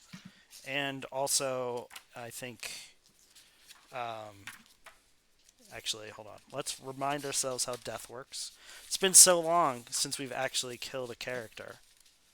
Oh, you about to kill 2. You keep fucking critting me. You know, sometimes you get lucky, and sometimes you don't. Make sure that we know what happens here.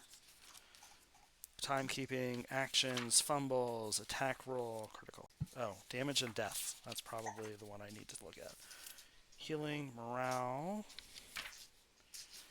Damage and death. There's a chance of saving a dead character by healing him very quickly, such as with the cleric's ability to lay on hands. A 0-level character that reaches 0 hit points is irrevocably killed. A first-level character collapses and begins bleeding out. Such a character has 1 round in which he can be healed to prevent his death. Character is bleeding out but was saved suffers permanent damage. The body of a dead ally can be recovered. There's a chance they may not have been truly killed. They may have been knocked unconscious or simply stunned. If a character reaches a dead ally's body within 1 hour, the dead character may make a luck check with his body is rolled over. So, may not be dead. Have to roll below your luck at the end of combat. Great. But that is all of them. Or Caden can try to get to you and lay on hands. Yeah. What is the alignment of that character, Brendan? Chaotic. All of my guys are evil. Not evil. You don't make it easy on me, do you? We'll see what happens. Blood for the blood god, skulls for the skull throne. All right. He's climbing the pile. Brian is up. This guy, diagonal left on the bottom of Yeah. Jude. How much HP does he have? This guy? No, this guy here. That guy. He is full life. Okay. Jude's gonna attack that guy. Lysander. Yeah. Lysander. Roll to attack. He's gonna do his heroic deed. He will get it. He got a 5 out of 5. Okay, cool. What are you doing with that heroic deed? He's going to do like an overhead thrust down, Okay. kind of stabbing into the Try to bring him down to the ground. vampire toad's brain. Sure. Okay, he got a 15 plus That'll 5, hit. so that'll be 20. Yep. And 13 damage. That will almost kill it. but we'll also say that it is. Uh, you take it out of the ground, so it's going to be prone, so it's not going to have a movement action. Okay, Okay. other guy.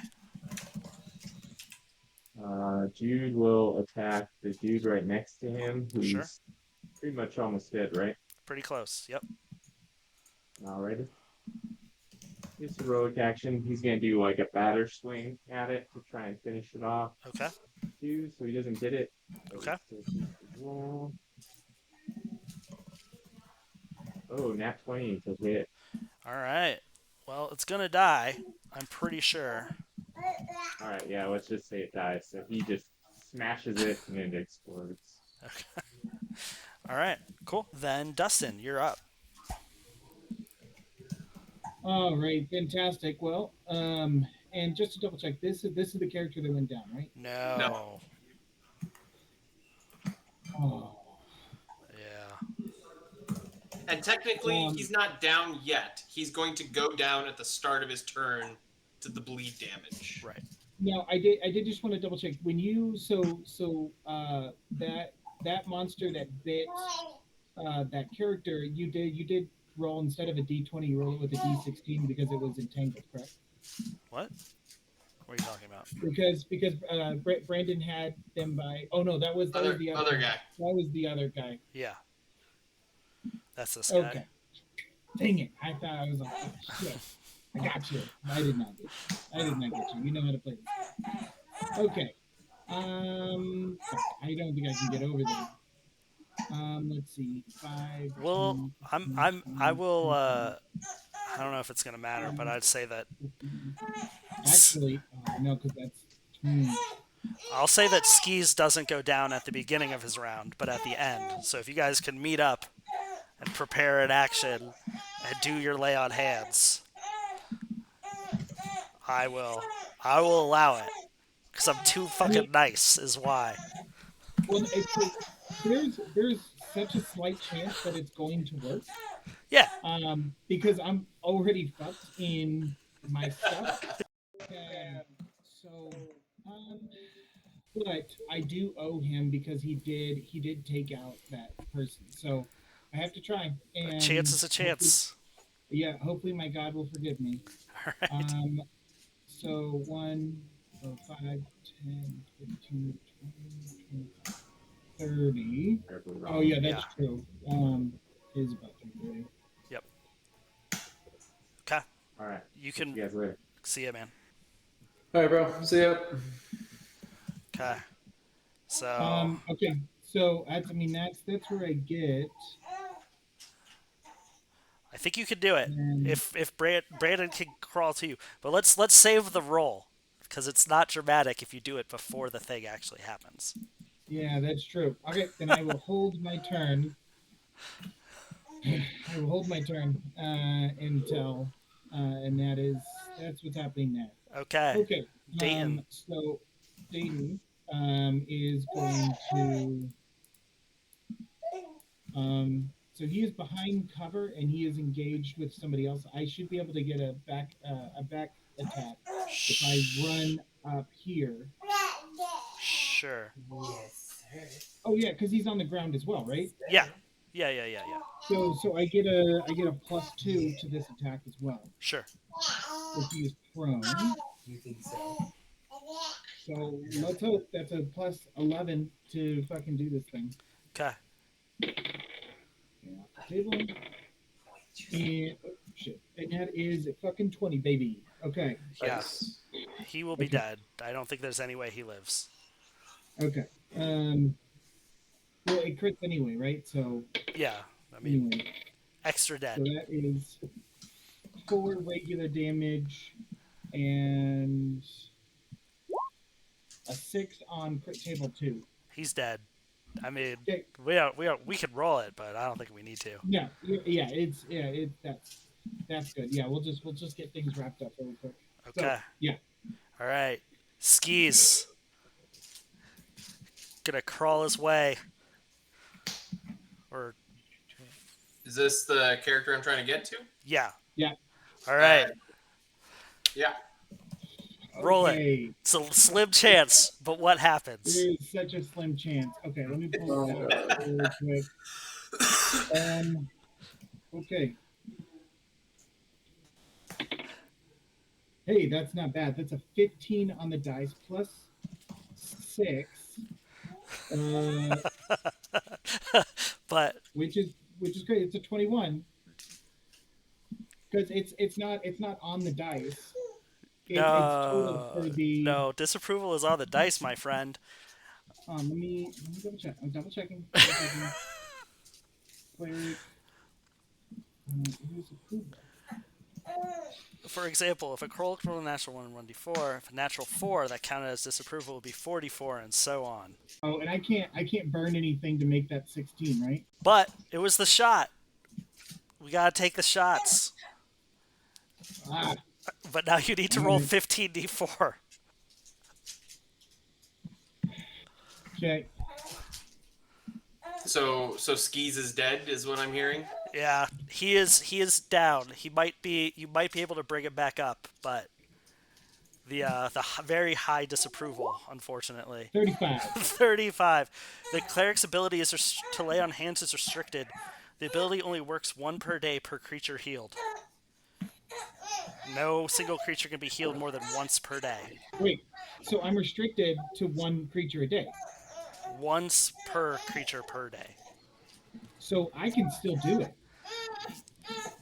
Not right now, Yeah. but yes. Not right now, but you could try I again. can, No. because, You still failed. I failed under the deity disapproval, but on the actual spell, I succeeded. No, if you get disapproval, it doesn't succeed. I mean, it's maybe there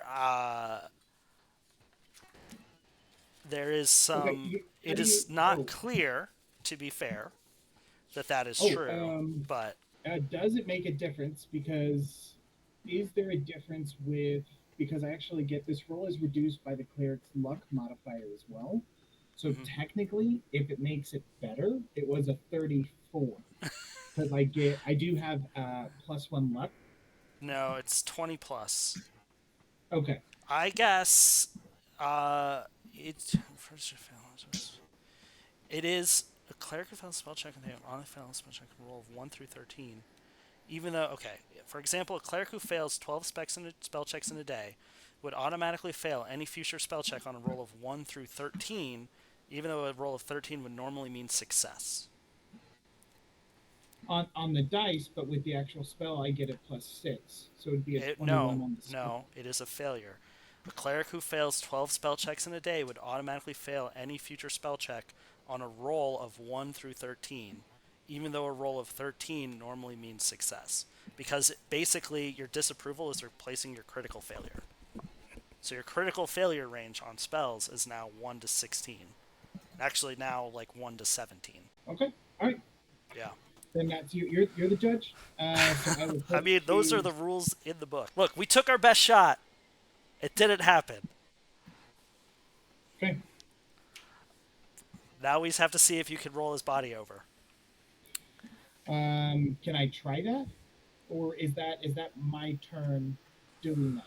That is your turn doing that. You have an hour to do it, so it's fine. Okay. All right. Let's just see if we can finish off these last few guys. Kronk is up. Kronk is still holding on to this guy, so he's just gonna try and bash him against his Hell yeah. rooted sword. Yeah. Yeah, great. Roll it. 16 plus 0 strength, so 16. That'll work. And a 4 on the Mighty Deed dice. That will work, yeah. Nice.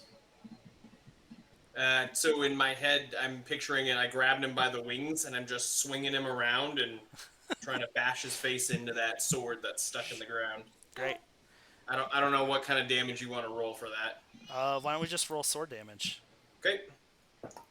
5. Hell yeah.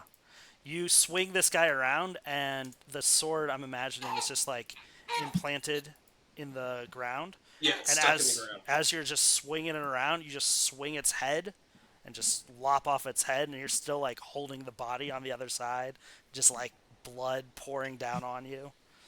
Blood for the blood Blood for god. the blood god. Exactly. Okay. Dave, you Okay. got 2 left. Oh man. All right. Well, I mean, there's probably still going to be 2 left after my turn. Roll physical dice. I. Okay. I don't think that's going to help. Okay. Just unlucky.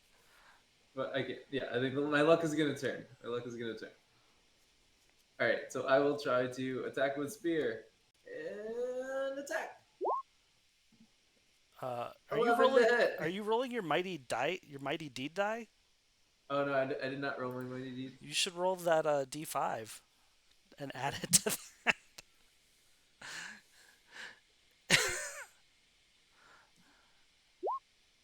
13 to hit. 13 will hit. Oh my It god. turns out. Oh my god. You think probably move over here. All right. Yeah. Roll for damage. Or I guess it automatically rolled for damage. 4 damage Yeah. is also how much life it has. So, successfully kill that creature. There's one left. The one that kills Skis. All right, I'm gonna shoot at it with my longbow, Roll to hit. with my mithril longbow. A 13 hits, and it also has 6 hit points. I'm not even fucking joking. Hell yeah. I will. If you guys don't believe me, I'm just gonna let you see its hit points. Are you supposed to be adding your mighty deed dice to your attack roll? Yeah.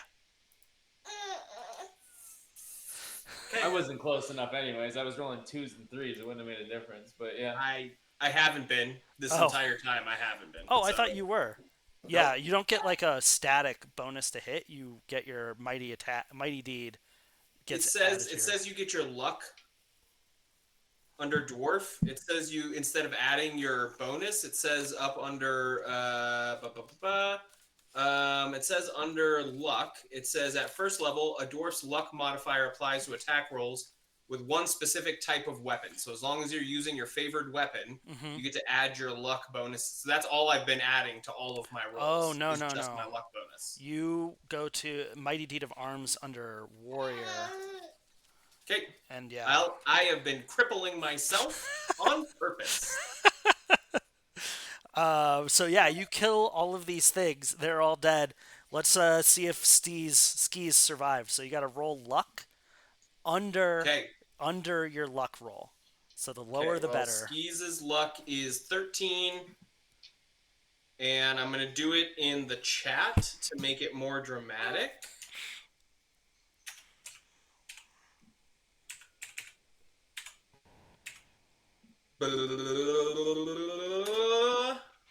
Wait.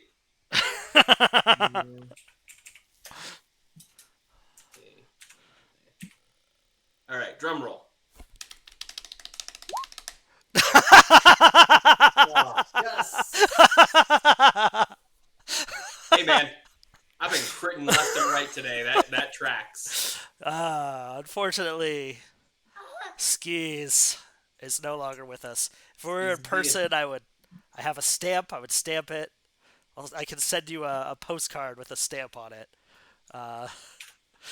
that says that Skis McCready died by vampire bite of the neck. Yep, Damn. he did. Shit.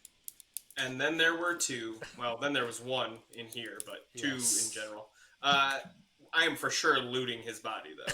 Yeah, you can take all of his shit. And I you think do with that, we should probably call it. It was 3:30. But yeah, nice. Game. That was fun. Sorry I killed your the last thing I character. wanted to- Huh? I'm gonna go and retrieve the body of the of that Lurch? person. Of Lurch. Yeah. Yeah. Okay. Well, there you go. Next time on Dungeon Crawl Classic, what will you Mighty find? Deeds. Mighty Adding, Deeds. adding him to your attack rolls. Yeah. Yes. But next time, there's like 2 rooms left, so I'm pretty sure you'll walk through it pretty quickly. But there you go. Well, thank you. All right. Sorry your character died, but Also, So thanks for letting me kill your character. he says, bye bye, bye, Bye bye. bye.